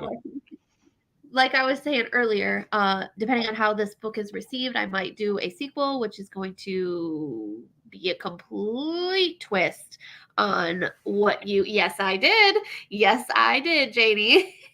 Or as we call her from growing up with good Disney, Meg. Yeah. Nutmeg. But yes, so check it out. I am. Yes, me too, JD. Yay! I knew these were my people. But yes, so check that out. Leave reviews, please. Leave reviews. Yeah, I'm still working on Descent to Madness. I'm hoping to get that done by my Vegas trip, and then we will hopefully work on redoing the editing because I had to rewrite it. So Did you just say you're making Vegas videos? I heard No, Vegas videos. I heard you're gonna stream from Vegas with Zod in the Phantom Zone. Yeah, sure. I'm going to a huge author convention in Vegas in November, so. Ooh, exciting! Yeah, I'll tell you guys more about it later. Very. But I love you guys. I need to go lay in my bed before I pass out. My husband comes looking for me. That'd be bad. Yes. Okay, love you guys. Bye. Thank you so much. Good night, Jay. Okay, so everybody go check out the. Yeah, you should. You should. Yeah, read the link so that people can get it audibly. But just go on Amazon.com, put in all that stuff. All that stuff. Yep. Go to Amazon.com, search DP/BOCL1L8PN5/REF equals SR_1_1 question mark CRID equals 28 capital QHK 2HK OBCL6 and symbol keywords equals Megira's plus Discord and symbol QID equals 16972538661 and symbol SPREFIX, which I know is prefix, but I don't know why the S is there, equals percentage symbol 2 capital CAPS percentage symbol 2 capital C895 and symbol SR equals 8 minus 1. God, that was a long one. You'll find Jackie's book. Just like that. So go check it out. So how much more of this video are we going to get through, PB? Oh, we're going to find out. I'll put it back on the screen. You just get ready to hit play. Oh, you put it back on the screen. I almost took it off the screen. So continue the aquamarine dream. And to me, it felt like she didn't really love them as people. She loved what they provided for her. She loved the attention. She loved the status. She loved, like, it gave her a thrill, and she loved it. But do I think she truly loved her fans? I never really felt like she did. I think she just loved what it gave her. And one of the biggest times we had a fight was because of her fans. We were doing the Josh and Colleen tour. We had a husband-wife tour. And what year was this? Do you remember? January of 2016. You guys ready for this or what? Anytime like I had the mic, that's super loud. It was both of us on stage, and we both had different things we would do, and then we did stuff together. But when we would interact, and I felt like I was ad-libbing a little bit and improving, I could tell when she did not want me to keep talking. She gave me a look on stage while I was doing it, because I had gone on for like 30, 45 seconds longer than we normally do about a bit. And on mic, I said, "Oh, I know that look. She wants me to shut up, guys." We went on, we finished the show. I got on the tour bus first. When she came on the bus, I had never seen her so livid with me. Some of the eye contact that you saw. Oh yeah, look at that in the video. Oh, I So remember. What's up, SFT? what is up? Good to see you. Uh, we are covering the Colleen Ballinger. This is her husband giving an account of stuff that's happened. And yes, I was just getting into. You could tell in this video, right, when she's doing this little ukulele atrocity. She's pissed. I don't know Whoa, about you. Oh, to be fair, and I was going to say this earlier, and third point, she does drop a mean. For as abhorrent as the song is, it's catchy as hell. It is catchy. I'm not gonna lie. I was humming "Toxic Gossip Train" for a few weeks. What? Don't get on the toxic gossip train. Love you. Oh, this guy. I didn't. When did she Oh, get in there? the Has she been there the whole time? ukulele You just video, got it in the Mhm, background. She's mhm. not kind of feeling that good tonight. a darkness in her eyes. Yeah, there's been a lot of comments on people's perception of her look there. I saw it all the time, especially in that moment. And she came in, and she's not really one to yell at me. She wasn't like that. If anything, she just completely ignored me. But this time she yelled, and she was like, "How dare you make me look bad in front of my fans? How dare you do that?" And I was sitting there thinking, what? I don't think I really made you look bad. I made a joke. It's like a husband-wife thing. Well, honey doesn't want me talking. Here I go again. But I was being honest too on stage. And in that moment, I realized she cares way more about how she is perceived than what the truth actually is. I got it. Now, PB, here's the thing. We've been doing this for a couple of years, and like, there has been times on this channel where I've looked a bit foolish. No, And you I know, look shocking. foolish on the internet? I know, it's crazy, crazy. I think, especially when you're doing work as we do, working with different people, having different perspectives, um, I think that it's kind of telling, especially with people that close. Like, it's almost like putting the performance and your own self-image over the person who's supposed to be with you, whether it's your husband or wife or whatever, on the business end, right? It's like a guest appearance.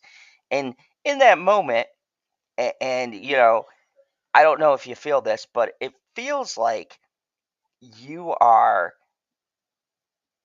sort of, how do I put it? You are trying to overshadow the person you invited as a guest. Like, it'd be like, I don't know. Maybe you could word that better, but you get where I'm going Like, with did he force? He didn't force his way on the stage. She asked him to be out there with her. That's Yeah, what you're getting at, right? yeah, exactly. She asked him to be out there, right? To do a husband and wife kind of tour thing. It's supposed to be a bonding thing, right? They're supposed to have this kind of united front. And and you invite somebody, Well, hold you on a have them on second. your Now show. I'm confused. Sorry, I got confused by the long comment because, like, I see a whole bunch of letters, and then she said that she's involved because she's paying, but there's no P in the list of letters. Um, uh, and Action Figure Academy says, wait, I don't. What do you know? What? Oh, I'm just trying to find the random comments. Anyways, um, I think that it's weird if you invite somebody to be part of your show. It'd be like us inviting someone, right? They Yeah, say something that's they make genuinely a joke. funny. Yeah, Yeah. and it's not offensive to us, right? But because people like their joke more, or they're getting more of a spotlight, we say, well, that's fucked up. Get the fuck off. Oh yeah, that was exactly what happened. She's like, I'm supposed to have the spotlight on this stage. You're just supposed to be kind of off to the side to support the things that I say and do. Yeah, exactly. Uh, it really shows a need to get attention for things. She let me have it. It was scary. I mean, it was scary because I'd never seen her really look at me that intensely before. Oh, God damn it. He must. No. Wait, she's never looked at him that intensely. He Not how must you not would've be a done it. good lay. I think it's interesting that you said I'm assuming you were paraphrasing, but if she was saying something like, how dare you do that in front of my fans when it was a tour for the two of you, the idea behind that would be that it would be your shared fans. I was curious, if you felt like there was animosity or competition. Were there moments where it was just mutually supportive, or was it more of a one-sided thing, like these are my fans? Or can you walk me through that? Like, what was that like, having a relationship and you guys both creating together and separately in your own right? I always felt like, well, because she made it obvious with her words and actions that they were her fans. They were not mine. And when we decided to do a tour together as husband and wife, I thought, wow, she's really like looking at me like an equal. And it meant the world to me. I didn't want to be bigger than her, but the fact that it felt like it's 50-50, wow, I've never felt 50-50 with her before. And then she was very adamant about doing Miranda on the husband-wife tour. And I didn't understand that. Why do you need to do Miranda when it's billed as us? If you bring Miranda in it, it's just a Miranda show with us. That was one of the times that she did go to therapy with me, and the therapist sided with her. Why would you not allow her? Why would you have a problem with her doing that? And it made me feel like I was being controlling. And I didn't look at it as like trying to control her. I just thought, if we're really doing 50-50, why would you whip out this massive character? If I spoke up and said, I don't see why you're pulling that out. She just didn't understand. And she thought, you controlling, how dare you? This is what brought us here. This is what got us this tour. We've seen evidence of her, making those types of claims to her fans. I'm curious, was that something that she said directly to you? She might not have said the word, but she alluded to it countless times. There was one time where I was on my own tour and she was in Canada filming her show. And she just avoided talking to me for days. And we're married at this point. Lucky guy. There was one time I remember I was about to perform. I had an hour before the show, and I went back to my hotel room, and I finally got her on the phone. And all of this pain and like feelings of being disregarded kind of came to the surface. And I really just kind of let it out on the phone. Wow, so you think this breakup happened over this tour? Because that's the gist I'm getting. Wait, what? Do you think they broke up after this tour? Because that's the gist that I'm getting. Like, he upstaged Oh her. God, and that's what it feels like. Yeah, like this is what led to all the extra animosity, because she thought she was going to be able to use him in a specific way. And maybe she was for the most part, but she seems to be it's either 100% or it's 0%. So you either do it exactly the way that I want or you get the fuck out. Yeah, and Which isn't necessarily a problem being the star of the show, except, as he said, it wasn't a solo show. It was a combined show. It was a combined entire tour, which means that even if it's not a perfect 50-50, nobody should feel like they're being forced out of doing what they're doing or forced into doing something that they don't want to do. I mean, it's just like here on the Fandom Zone, right? I do it on my channel, but if we're doing a thing together, it it it should feel like you're being forced out of a conversation. Like, I don't know. As far as group dynamics go, it should never feel like the panel is not recognized in the things that they want to say and do. I don't know. Do you get what I'm saying? That's like with group segments and things like that. And look, not everybody likes doing the subjects I bring up. Uh, or there might be a night we do Star Wars, which you get super excited about, depending on what we're talking about. Exactly. It's the feeling of that if you are in a group, there should be nobody that feels kind of left out to the side. And I've been on other panels and things. I've been on perp streams and stuff like that. And I don't Perp necessarily. streams are great because if only I am there or if only you are there, then we're the only white people. But, okay, using that as an example, right? I don't feel excluded from the conversation unless it's music. I've never I never get in on the music talk. When they start talking, like when he does the Perp Awards, right, and they get to the music, it's like I haven't listened to any of these. And that's a point where it's okay to not have a comment, right? Right. So then you just sit there, and then when somebody else says something that you can like make a joke out of or comment off of their comment, then you go ahead. But I don't have any freaking original thoughts on music I've never heard.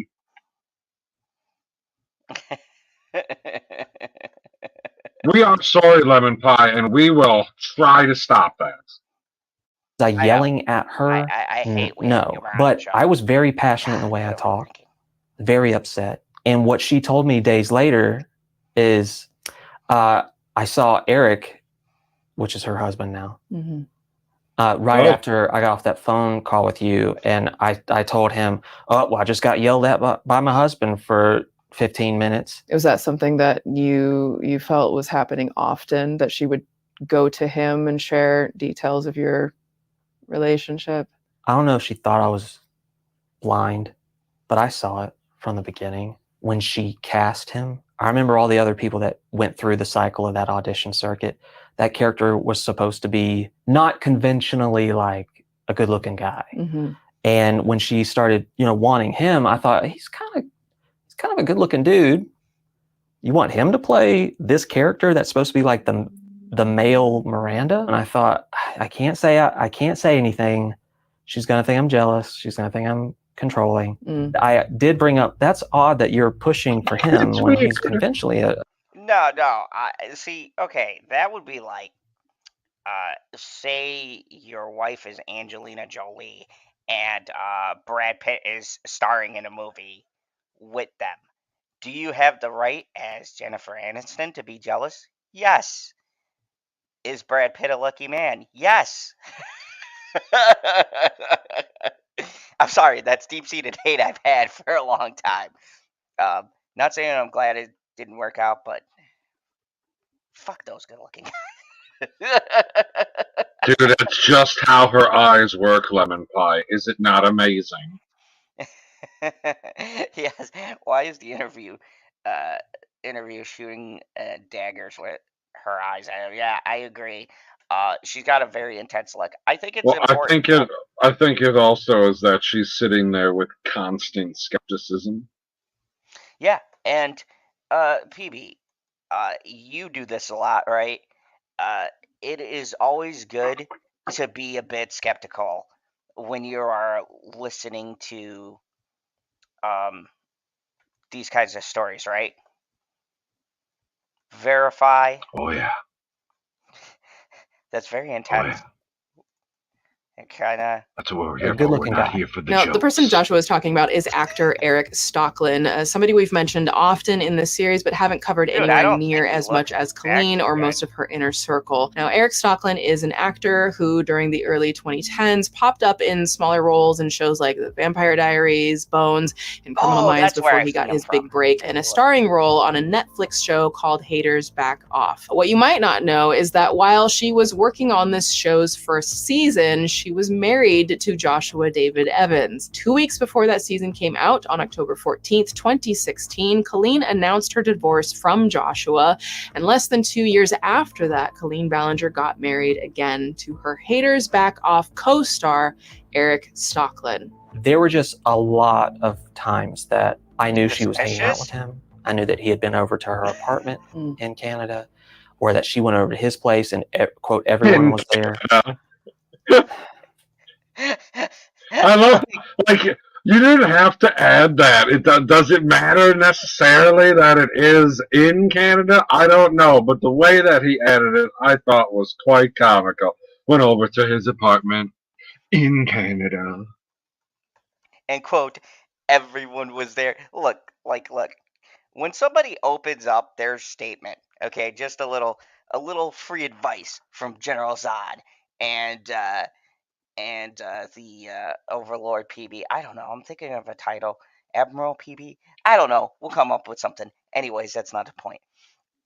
If somebody tells you, "Oh yeah, I'm going over to this co-star's house who happens to be a good-looking dude, but don't worry, everybody's there." I would be like, "Who's everybody? Can I talk to these everybody's? Are they Right? people we know?" Like, what does everybody there mean? That's the. a- Am I wrong? Everybody could be there's a cat and a dog there. Like, it's very non-specific. Like, Right? the bagel guy is there. The bagel guy is dropping off the fucking bagels. The assistant is there. Getting scary. When you say bagels, I always get sketched out. And shout out to the Bagel Consortium. We love you here on the channel. We love you Don't cancel very us. much so. More This is hard to bagels, talk please.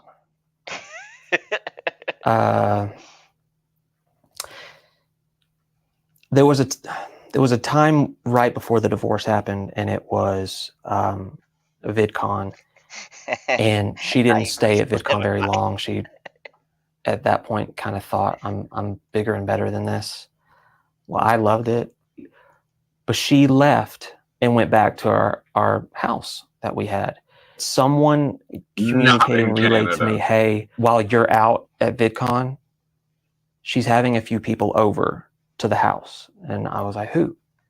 And they said, "Eric, Corey, and a romantic interest, and Rachel and her boyfriend at the time." And I just thought it was weird. And So wait. So the douchebag she's always with, Eric, her co-star, a romantic interest, and like, okay, my dude, I want to be on this guy's side, but like, at what point do you hear this and not make that angry phone call? Like, there has to be a point where you say, "Bitch, what? Who, who, who are you having a like?" I'm cool with the dude coming over with the girl that he's interested in, or the girl bringing her boyfriend or whatever. Sure. Cool. Uh, who's the romantic interest? Like, and why are there all these parties that like you're going over to? All Only seem to happen when I'm gone. Yeah, it's very I don't want to say somebody has the right to be at the very least suspicious. There's a difference between being jealous, over controlling, wanting to like not have your girlfriend and or boyfriend be with their friends, because you could have a girl who's a friend of a long time, and there's things like that. There's that area there, and then there's this random dude who you work with that you just happen to be seeing all the time with everybody. And let's not forget, he's a pretty good-looking dude. Like, I at no point I don't see that as, oh, you're being jealous. You might be jumping the. It's like, no, there's a point where you should ask, okay, what the fuck? Like, Well, technically he did, but he was not. He wasn't very forceful about it. Like the way that he made it sound was that he asked, "Why are you casting this guy for this role that's supposed to be like, some kind of a scrubby-looking guy?" to somebody who's on That's the whole point. He's not meant to be the right. He's not meant to be the attractive guy on stage. That's the whole point of the character. Like, and it's a lot easier to make somebody look a little, I don't know, homeless-ish when they're already in that vein. Like, it's very easy to make me look homeless. Just throw a little dirt in my beard, boom, I look homeless. I mean, hold on a second. Look at this hair. Look at Look at that. Hey, I you got got some homeless hair going on.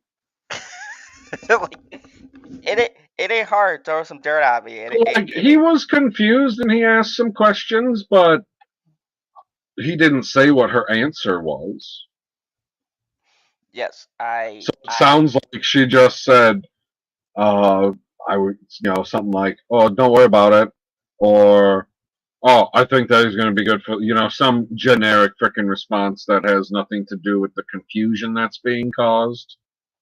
or Because everything was straightforward ahead of time because you knew what the character was supposed to be and what they were looking for in the character, and then you cast somebody that was the complete opposite of that.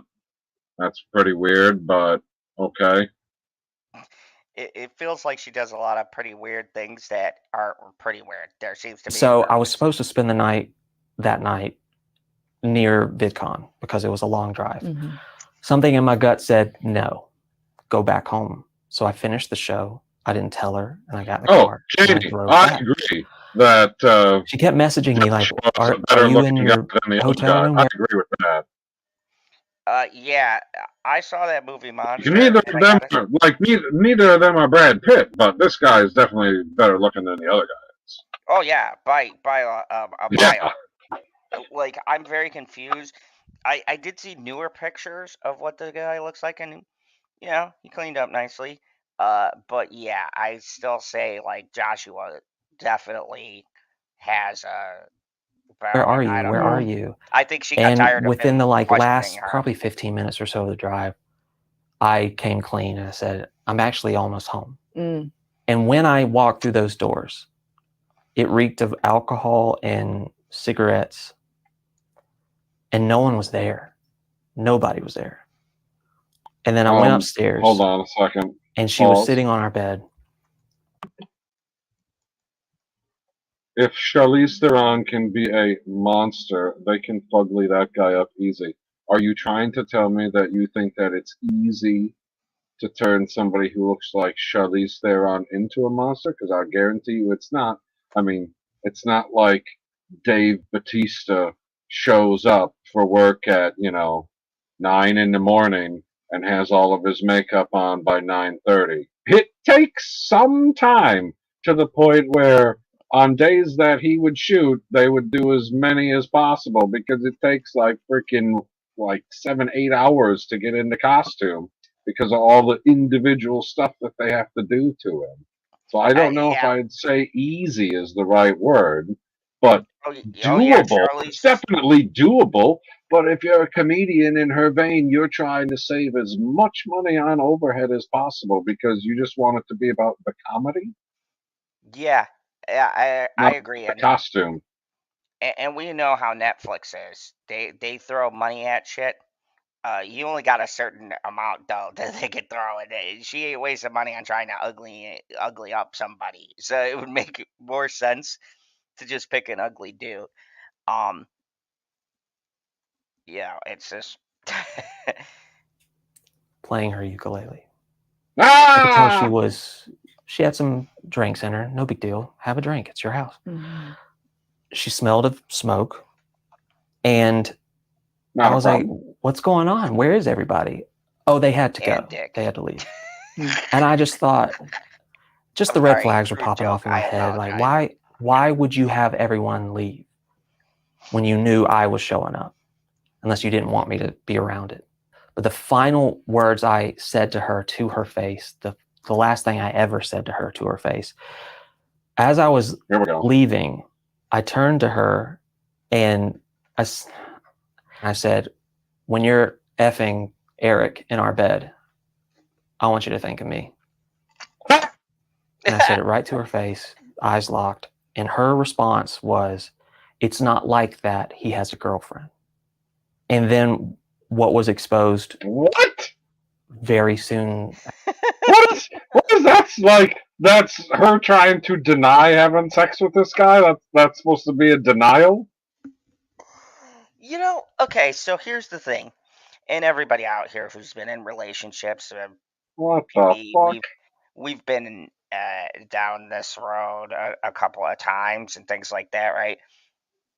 the title girlfriend or boyfriend, when you're talking about especially Hollywood people who have more money than us and are around people constantly who they could just look at and fuck, the term girlfriend and boyfriend is very loose.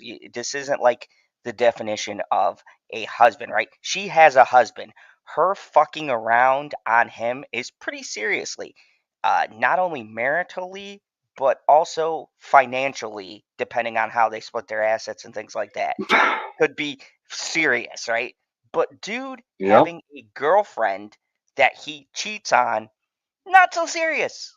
Because he could just say, "Oh, I found somebody else. We want a break. We need to see other people." Like, that defense is so fucking ridiculous coming from someone like, I don't think that it was a defense. The way that I was taking it was, well, your assertion is completely absurd because how could he possibly sleep with me if he has a girlfriend?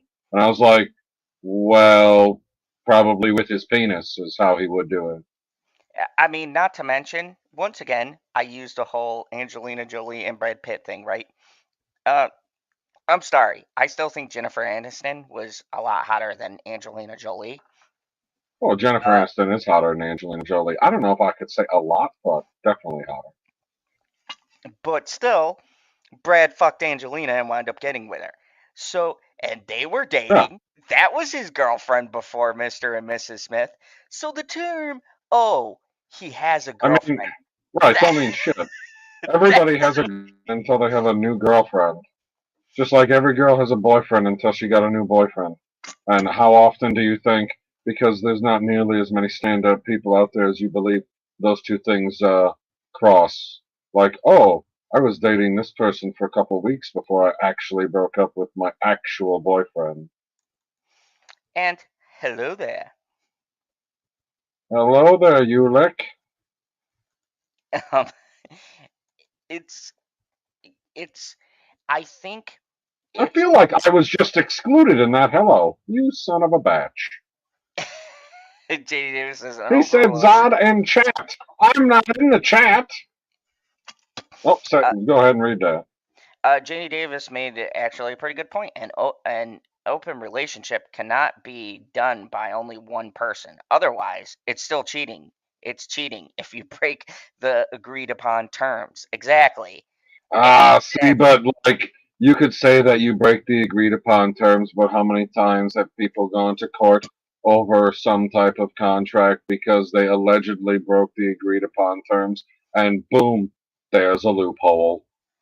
Yeah, yeah. It's Just saying, like, oh, these are the agreed upon terms. I agree with that part. But now, as soon as I want to, fuck around on the side, it's like, how can I massage these terms so that, I didn't exactly understand that I wasn't supposed to sleep with somebody else when I was calling you my girlfriend? Yeah, it's people are fucked up in the head. Yeah, and especially somebody like that. And that's why I could so see this this as in her mind a valid argument. Like, oh, AFA, you're not too far off. Like you would feel like you had a doo-doo sandwich too if you had to listen to this disturbing story.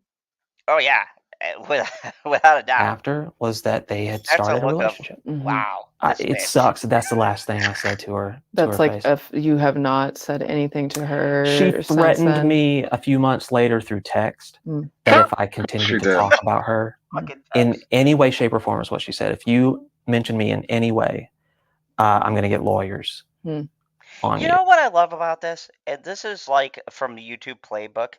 As soon as somebody calls you out on your bullshit and comes after you, then everybody wants to get the lawyer. PB, we've covered tons of these. How many times have the lawyers actually been involved? It's like a game of chicken to see who's gonna steer away first. And look, Josh, we'll get to the other part of the interview eventually, but Josh seems like a guy so it's like would a steer game away. Of chicken. No, I need to expand on your game of chicken. So that's like a game of chicken. seeing who's going to get fried and who's going to get fed. Exactly. And he seems like the one Yeah, who would that's go a in the perfect fryer. analogy. Great analogy. He seems like the one who would be dipped into the fryer. I'm sure that's what she'd like. So I mean, wouldn't you want the person who knows maybe not all, but most of your secrets to be like, okay, you better not just say absolutely zero about me, because if you say zero about me, then you can never let anything slip out. yeah, it's more of a preemptive threatening Pretty to much. because you know he's about to tell some shit, and she knew he could bury her at any time. It's that whole thing of letting time pass to where people forget and nobody gives a shit anymore. And And then it's not okay, just about like maybe he doesn't have any specific information on, you know, the potential of grooming of the children. But once you hear the pattern of behavior, the rest of it don't seem like it's too far away. no, it's like when you watch Law and Order or something like that, right? You're not going after the murder charge right away. You're building the foundation for your argument. You're painting a picture that the person Yeah, could do the act. It's not necessarily proving the act that's damning. It's the not at little this things in point. between. Like we've seen it with Amber Heard, right? You and me, and especially you, we both knew as soon as that bitch spoke, Stevie Wonder could see that she was fucking guilty.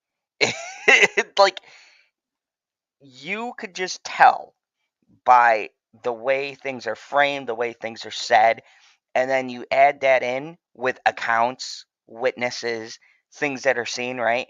And then you're painting a picture of the person's true motives and intentions. So she doesn't want him to talk, not because maybe he doesn't know specifics of the other disgusting shit she's doing, but he's painting a He caricature. knows enough. Yeah. Yeah, he's painting, like, if she could cheat on him with the dude who looks, I'm not going to jump to assumptions, but he looks younger and like a younger, upbringing Oh, kind of. way younger. Yeah, it's starting to add credibility to all of the other shit And we've. I don't even necessarily care how old he is per se. It's the fact that he looks that much younger, because maybe he looks young for his age, but that don't change the fact that you're looking for somebody that looks younger. And that him at that age, he looked younger when you see all of those photos. Like, it's all creates a picture of the kind of person that she is, which lends credibility to the other shit that's being said. And my response to that was her branded slogan. All I said was "spread happiness." That was the last thing I wrote her, with a little sunflower, because that's what she always used. Oh, that's good shit right there. I like that. That was funny. What a clever son of a bitch. He is. On pretty September clever. 1st, 2023, Joshua and I hopped on Zoom for a few more questions I had for him. Namely, I wanted to get his reaction to what happened in part 3 of my Colleen docuseries, but I also wanted to get him to elaborate further on a few topics that he brushed on during our main interview. Even though that was 7 hours long, there were things I wanted more context on. So whenever you see this switch over to Zoom, that interview took place after the truth about John Silvestri came to light. I was always uncomfortable with Eric and her relationship. Anytime I had an inkling, do you have a thing for that person? It only happened like 3 or 4 times. But Sure. every single time I had an inkling, it happened. Sorry, when you say it happened, are you saying that she had cheated multiple times, like with different people, or?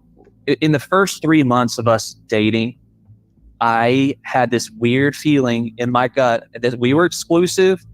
We were saying, I love you. It was this whirlwind romance. I had this feeling in my gut that something wasn't right. I didn't know what it was. And I did a foul thing. She walked out. She was doing something. She left the apartment. And I pulled up the laptop that she was on, and I read some Facebook private messages that she had been sending. And it broke my heart. I caught her sending back and forth messages to a guy that I had already brought up. Hey, who is this guy and why is he saying this kind of stuff to you? Like, I don't think that's appropriate. And she would always be like, oh no, he's gay or he's not into me. Well, Oh my god. Oh my god.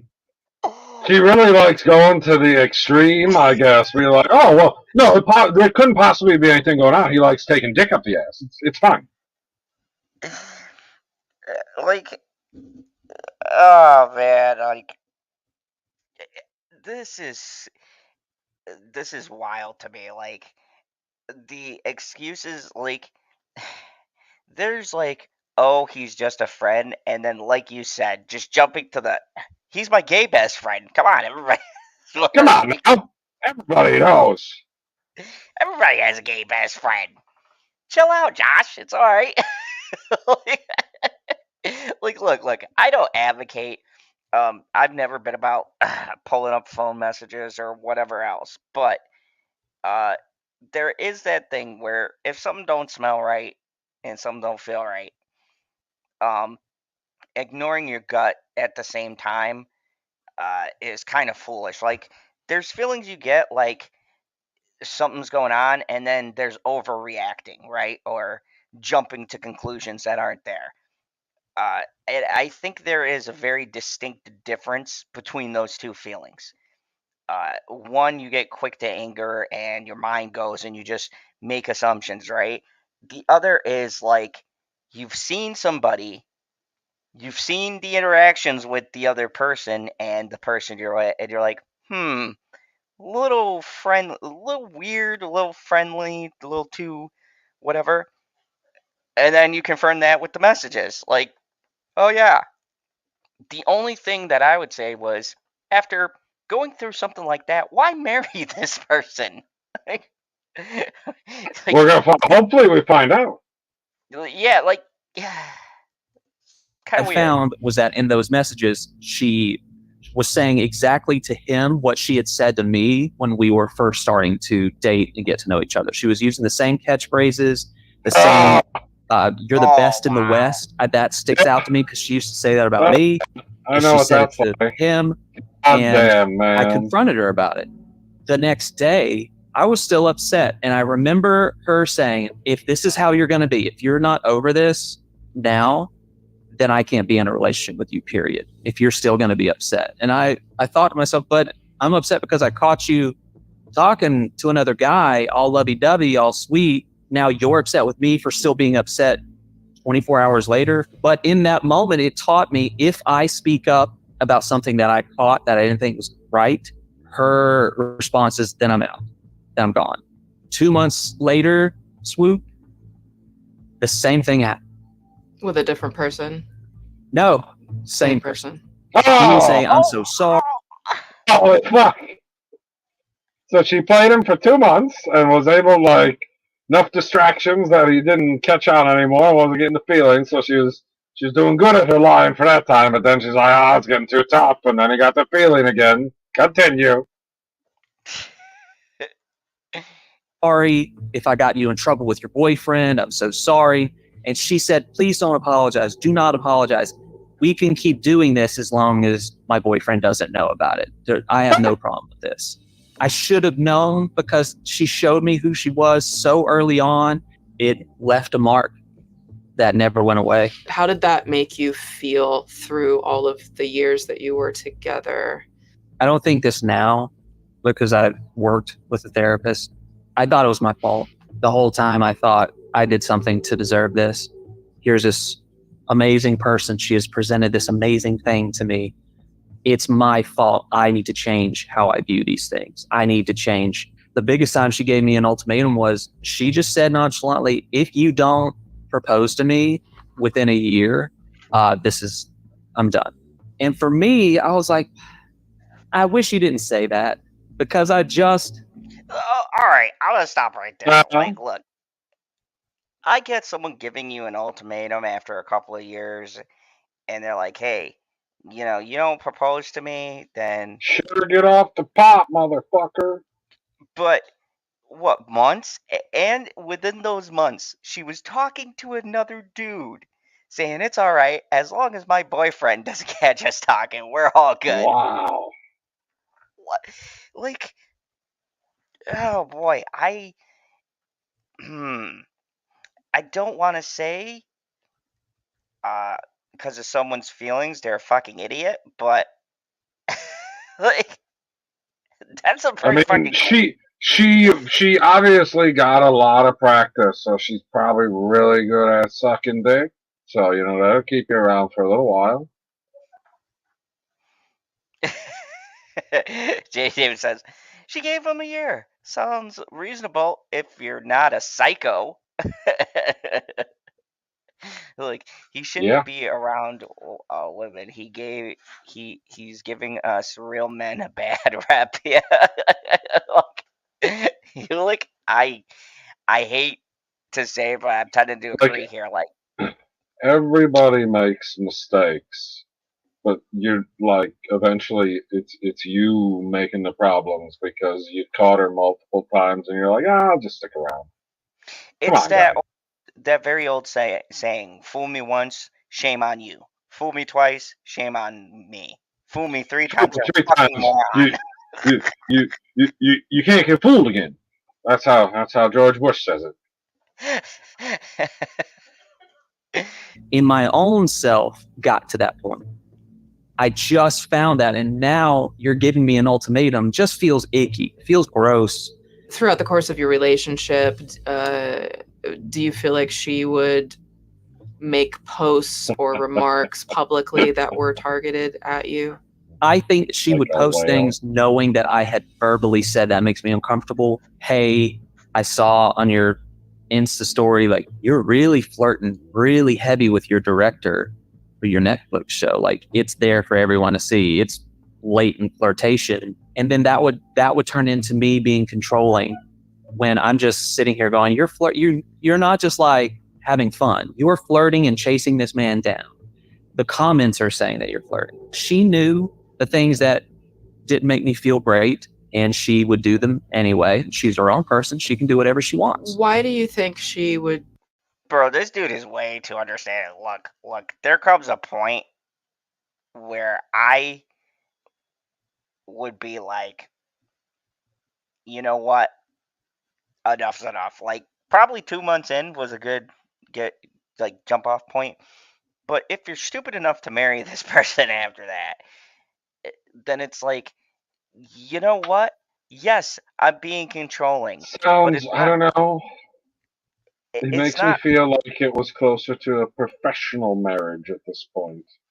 Yeah, than an Like, if I actual. get married to this chick, it is going to move both of our careers forward.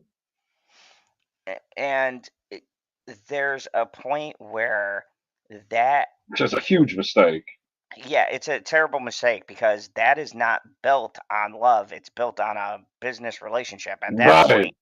point, why are you doing it? I mean, at that point, just be friends, be partners. Like, it's weird to continue. Do those things that knowing that it made you uncomfortable? I think maybe she resented me. Oh. What would lead you to think she might have resented you? She just didn't act like she liked me. She wasn't kind. She didn't make me feel seen. She didn't make me feel like I mattered. I didn't feel like I was in a relationship for the majority of the time. I felt like a shell. It would drive me crazy because people in the comments would notice, which made me feel even more embarrassed and more small. According to Joshua, you know what's bad? When people in your comment section go, bro, I let me just talk with you, bro. We like you, but Get yeah, it sure together, right. Josh Reno. Like, that's Josh. good, AFA. I like that. Josh Reno, Joshy boy. Let me tell you something right now. This is not feeling like a relationship. Last time he spoke with Colleen, she threatened him with legal action if he ever spoke about her or their relationship. He rarely directly spoke her name. However, Joshua did try to speak out a few times. There was a common narrative that was kind of spread around you and Colleen at the time of the divorce, where people were saying that you just remained silent which isn't entirely true. I have held my tongue for years, 2 or 3 years. I've held my tongue more than you know, and it's killing me. I'm just going to tell the truth. I want to tell you about my life, and I want to tell you about what really happened, and it might piss off a lot of people. It might piss off the subscribers, and it might piss off Colleen. It might piss off people in my family. So I'm curious because you haven't shared much about your relationship. Why now are you sharing this? This is the very first time in 6 or 7 years after it happened where I feel like if I were to say something, I'm not going to be attacked by hundreds of thousands of teenagers. Right. Now, when Colleen and Joshua got divorced, Joshua was almost immediately met with constant daily attacks in comments and in his DMs, as well as on gossip websites like Gossip Garden and Gossip Bakery. It's been rumored. That sounds like but not Gossip Girl. Never Gossip Girl, because we know what's his name from you is really Gossip Girl. Yeah, it's a boy. Gotcha. Ha, we fooled you. Wait, he was on that show? Yeah, he's like the main character. Joe is the Gossip Girl? Yeah. Fuck, man, I only watched like the first half of season 1. Yeah, it's a terrible reveal. Trust me, I saved you. 11 seasons. No, Just I mean stop the at one. Gossip Girl. Yeah. Okay. There's 11 seasons of Gossip Girl? Oh, yeah, I think. It ran for a long time. What? It might be Holy shorter than fuck. that, but there's a lot of seasons of Gossip Girl. I watched it all as it premiered. Come on, it's a show based in New York. You know I watched it. Yeah, you're a shill. I get it. I'm a shill for all things New York. But anyways, I kind of want to stop things there because I want to talk. Oh, you have some stuff to talk about? Yes, I want to talk about the fact that Star I gotta go Wars? finish this fucking Netflix thing. So, we can end things up on a Star Wars note because unlike Colleen, we here in the Phantom Zone have a 50-50 partnership that doesn't consist of just one person. But God help you, PB. That consists of nobody getting paid. Hey, we don't do it for the money here yet. We do it for. I'm glad you said yet. we. Well, no. The thing is, to wrap up this whole thing, and we're going to continue this. It's a long fucking journey. We're 45 minutes into like a 2.5-hour video. Yeah, maybe we'll have to do shows more frequently instead of less frequently, considering you said you want to talk about stuff that's important. Yeah, we're going to have to do shows more frequently. Imagine that. Maybe my co-host will arrive on time. I was making up for being early the last couple shows. Fair enough. You were freaking me out there. Keep the universe in balance. It's like I felt like Thanos had snapped half the world away. Like, wait a second, what's happening? Maybe early. If you guys don't know the story here, I'm like Gamora. I came back from the blip a total dick. if you guys don't know, here in the Phantom Zone, some Phantom Zone lore, PB has always been late, whether it's a minute, 5 minutes, 2 minutes. He's always been late to shows. And for the past, one of my special skills. And for the past, the Overlord runs by his own clock. I agree. Bada bing, bada Overlord. And thank you. I have missed doing streams. But to kind of finish this off, we're going to get more into this. But this is really just building up to what I've been talking about with my narcissism series. Is that Colleen is a fucking terrible person, and like I said, whenever you do something when you're gathering evidence, right? Because we know either she's going to go to court years from now or may never go to court for any of this shit. At the end of the day, we're still building up evidence on our own showing whether or not these allegations are true. Like, take, for instance, Jonathan Majors. We are seeing stuff proving he's not, and then bullshit stuff coming out that's not been substantiated. And yet, they're still trying to crucify this guy. And I think that might be the next thing that we talk about. Yeah, he's still got a court date, even though the person he assaulted recanted their witness statement. I don't know. It seems pretty dangerous to go after somebody that controls space-time, but okay. Yeah, don't mess with Kang. That was the best part of Ant-Man, honestly. And Ant-Man himself, let's be real. Paul Rudd is man, stop being like that. You know the best part is MODOK. I will kill you. MODOK was terrible. MODOK is so good, he should have also been in Batwoman. Oh, he would have fit. That was it. He would have fit. He would have fit. Without a doubt. Episode, there's something with Misfit in the title. It's a Christmas episode or some shit. But yeah, he would have fit. He could have been Cripple Claus. You know what's sad? We used to talk about like CW level quality. Like, in all seriousness, you and me have both loved CW products. You love Batwoman. Oh my God, One Tree Hill? Come on now. Does it get better? You find me a show totally better than One Tree Hill. It ain't out there. There's a lot of good shows out there, but fucking hey, man, like, and that was on CW the whole fucking time. It was good at the start. It was good in the middle. It was good at the fucking end. Like, god damn. I know. That show made a lot of stars. And also Roswell. Loved Roswell. Roswell was good. Buffy, Angel. That was good. I wish that would have went on longer. Of course. What's the other big one that I'm forgetting? Smallville. Come on, man. Smallville. Definitive Lex Luthor. I do not give a shit what people say. I like both charms, Janie. I like both of them. Like, obviously the original is better, but the reboot is also very good. But yeah, at this point, and it's got 3 hot chicks. Like, come on, what do you want from me? I don't think you really know the plot of that. To be honest with you, I don't know. I watched the first. The plot of Charmed? Yeah, I don't. I have no idea what the plot of New Charmed is. I have no clue what it was either. Like, I know that it was in there, but I was definitely watching it on a weekly basis in the sense of, oh, this is the problem this week. We're gonna solve it.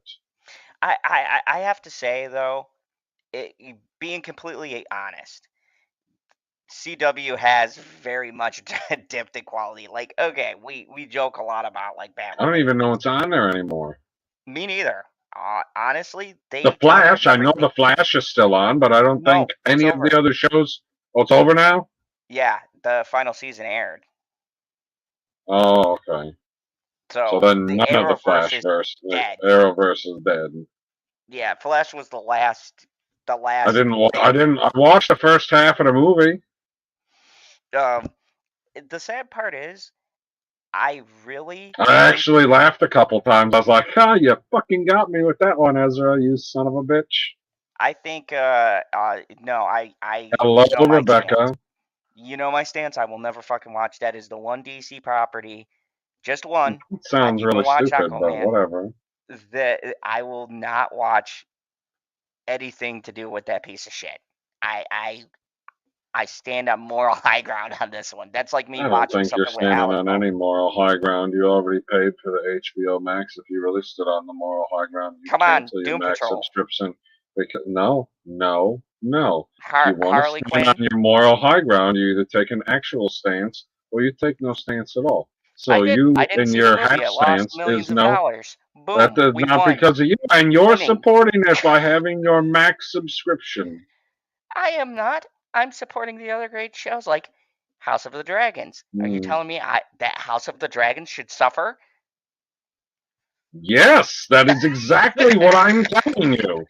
That is exactly what I'm telling you, is when you make a stand, you make an actual stand, which is why I never made a stand like that. I said, this sucks, or this don't suck. No, I made a stand. I've never once told anybody, you know what, you shouldn't go out there and don't go buy the Bud Light, people. It's bad. Like, I don't give a fuck. You go buy whatever the fuck you want. I can tell you what I'm going to do, but I ain't going to tell you what to do. No, I think that's just stupid. Like, apparently though, we were wrong because Ah, I didn't even fucking see that comment. You're a fucking riot. He's having a Bud Light in your honor. Thank you. Enjoy. Yeah, for me, and you know what's funny? Have you ever been in that situation? Like, okay, so as you guys know, we all I'm work at having a to bar. have a Bud Light. Yeah, like when you have a Bud Light and everybody gives you an angry look, like, oh my God, he's drinking a Bud Light. Look, I'm sorry. Ah, I know it's Wisconsin's beer, but I I think don't. Miller has. I've always been a Miller person, See, dude. They're all the same. no, no, they are not. Miller is Yeah, watered down. Bud Miller, has that Bud, strong hops. Coors, Bush. No, no, There is a no. no, no. That is the rice flavor that you are tasting, motherfucker. They're all watery fucking beers with like 3.5 to almost 4% alcohol. They're all under 4%.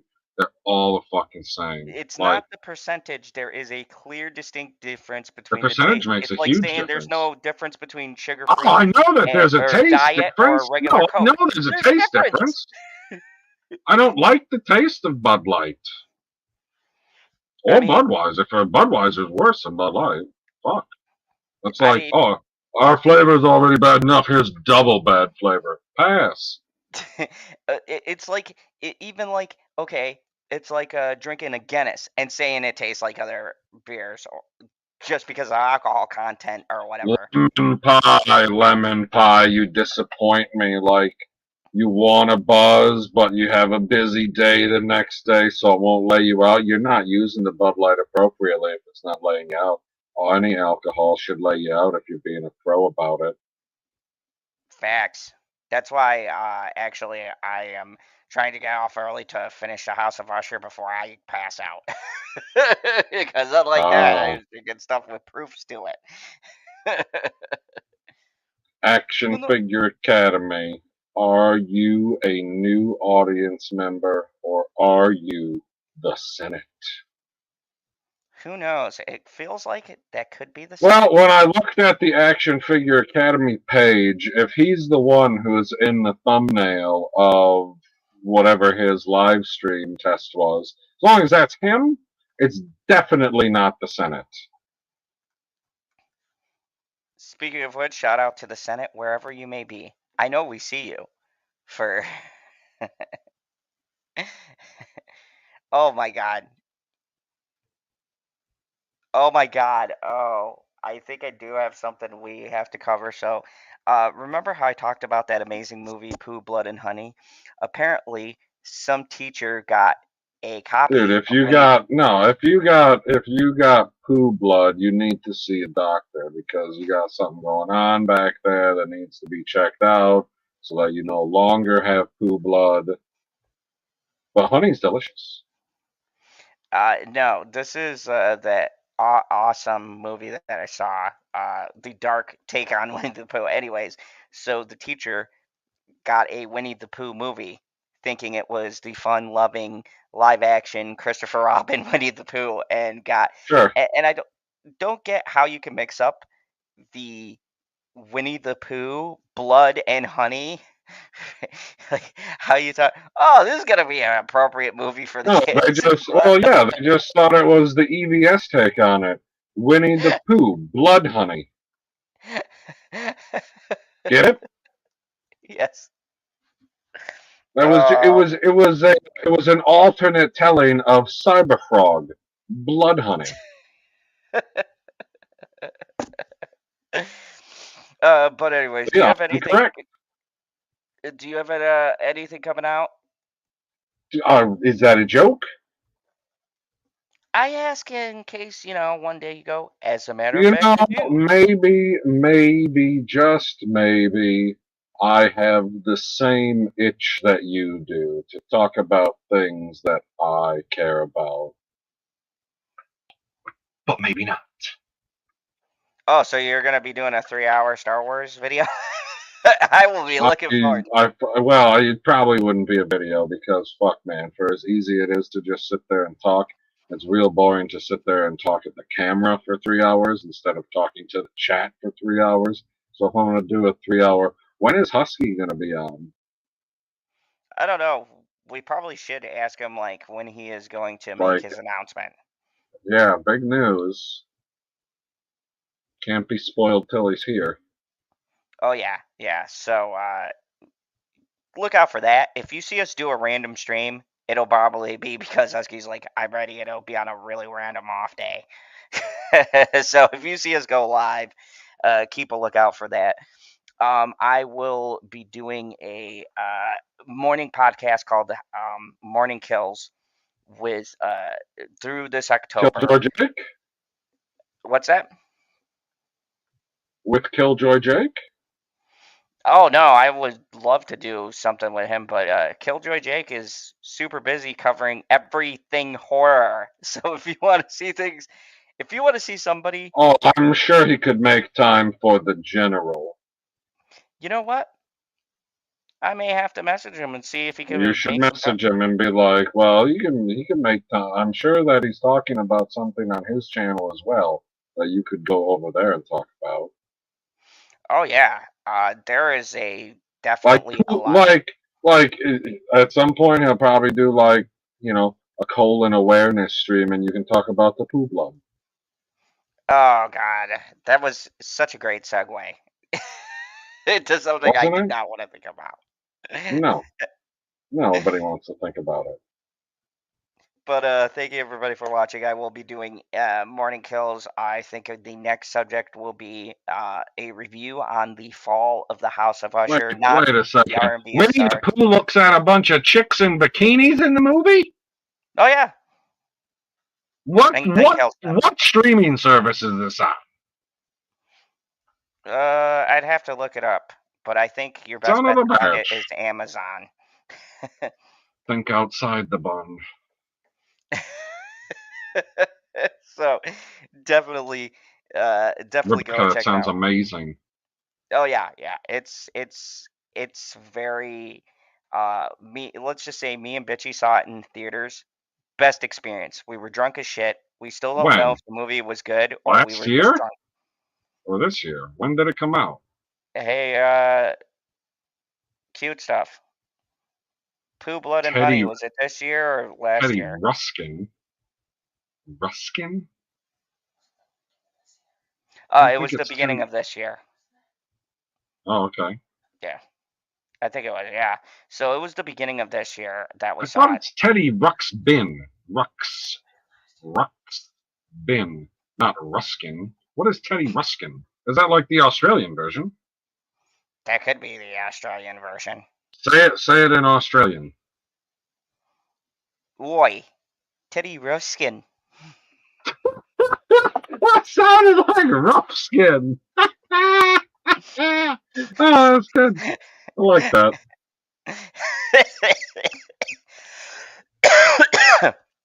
But yeah, we're gonna be doing more late night talks. And talking about different things. Some serious. I want to Yeah, find funny articles. at some point we're going to do some big Wick talks. Big Wick talks. Oh yes, we definitely have to do a John Wick watch along. That'll be fun. We got to do They're a free on watch Amazon. along? What? Oh my god, watch along. Big Wick talk. Anyways, thank you everybody for watching. Hit that like and subscribe. Go check out Jackie's book. The link is in the chat. Go show some support. Yes. And I know you like to read, Rebecca. Go look up her book. yes, it's great. It's a short story, 38 pages, $5 for a Kindle. The paperback is coming soon, so definitely go and support the wonderful and lovely Jackie, and come on back because I'm gonna start doing a bunch of stuff leading up to my top 10 best horror movies of 2023, and I'm super excited because I've seen a lot of horror movies, and I'll be quite honest, this year was not as good as last year. Last year we got Terrifier 2 PB. I don't know who's gonna top that. I've seen some close ones, but Terrifier 2 for me and you were it was pretty up there. Well, yeah, except Terrifier 1 is better. I mean, That's a debate I feel like we'll be having for all time. I feel like the story of Terrifier 2 is better, but you're Yeah. right as far as like the kills and Yeah. like That's what sucks. That's what sucks is one movie does one aspect way better, and the other one does the other aspect way better. So it's like, well, how much weight did you put into your particular review of these aspects of the movie? And it's not like one is way better in my eyes. It's like 1 and 1A. to me, Like they're there's not making much a of a third. difference. They're making a third Terrifier. So if they take what they did in 2 and what they did in 1, and they put it in 3, we might have a great trilogy because the Well, director yeah, I said. mean, all they gotta do put is it they in gotta up the kills, they gotta up the ridiculousness just a little bit, and I don't know if we need definitive answers, but we need to know like how the Terrifier came to be. Yeah, I mean, you don't gotta give us Like, what's the damage? yeah, like you don't have to give us he had a tough life in high school or something. We don't gotta go way back, but what is it? Would be nice. Like No, I just a rough want idea. to see like it would be like if you watched the movie Joker and you cut out all of the crap ahead of time and you just jump to what trips the trigger. Exactly. I definitely Like all I want to see is the straw that broke the camel's back. That's it. I don't need to see the lead up to it, and it doesn't even need to be a long scene. Just some little fucking flashback where he's thinking about killing somebody in this fashion, and then it flashes back because it's the first kill that he ever had, or something like that. Yeah, like there's definitely something supernatural about him. We get that. There's gotta be. But like, what started him down this road? Because he's a very entertaining killer. I gotta say, as far as killer icons go, he's probably one of my favorites just for outlandish and fun. As sick as that Dude, sounds. I mean, if he can get the full frickin' stable of movies to go with it, he'll be right up there with the big 3. Oh yeah, without a shadow of a doubt. I will make a bold prediction, Cotton. I think he can surpass the big 3. I don't know, man. That's gonna take not just the amount of movies, but it's also gonna take the amount of time because you got to figure like people are nowadays. You get a nostalgia hit from Halloween movie. You get a nostalgia hit from a Nightmare on Elm Street movie. Like you don't get a nostalgia hit from the Terrifier yet, and that just takes time. Like there's nothing that can speed that process up. But anyways, yeah. 11 Pie knows our station too well. Once Zod said he was ending it, and it was still in 3 hours later. 3 hours later. Okay, but no, I'm gonna go because seriously, I'm gonna pass out and I want to finish this fucking House of Usher. So I will finish these last 2 episodes. Anyways, good night, everybody. Much love. Thank you for coming on over and seeing us. We will be back. Maybe the same bad channel, same bad time is what I meant to say. Maybe the same bad time, but definitely the same bad channel. Fuck that all up. Most Have a nice definitely. No! What are you doing? Don't hit the button yet. You already hit it, didn't you? No, not yet. Quick. Oh. No, you gotta do what's no catchphrase. Come on, you're really screwing me over here. And remember, as always, here in the Phantom Zone, there is but one rule. Kneel. We never leave on the first goodbye.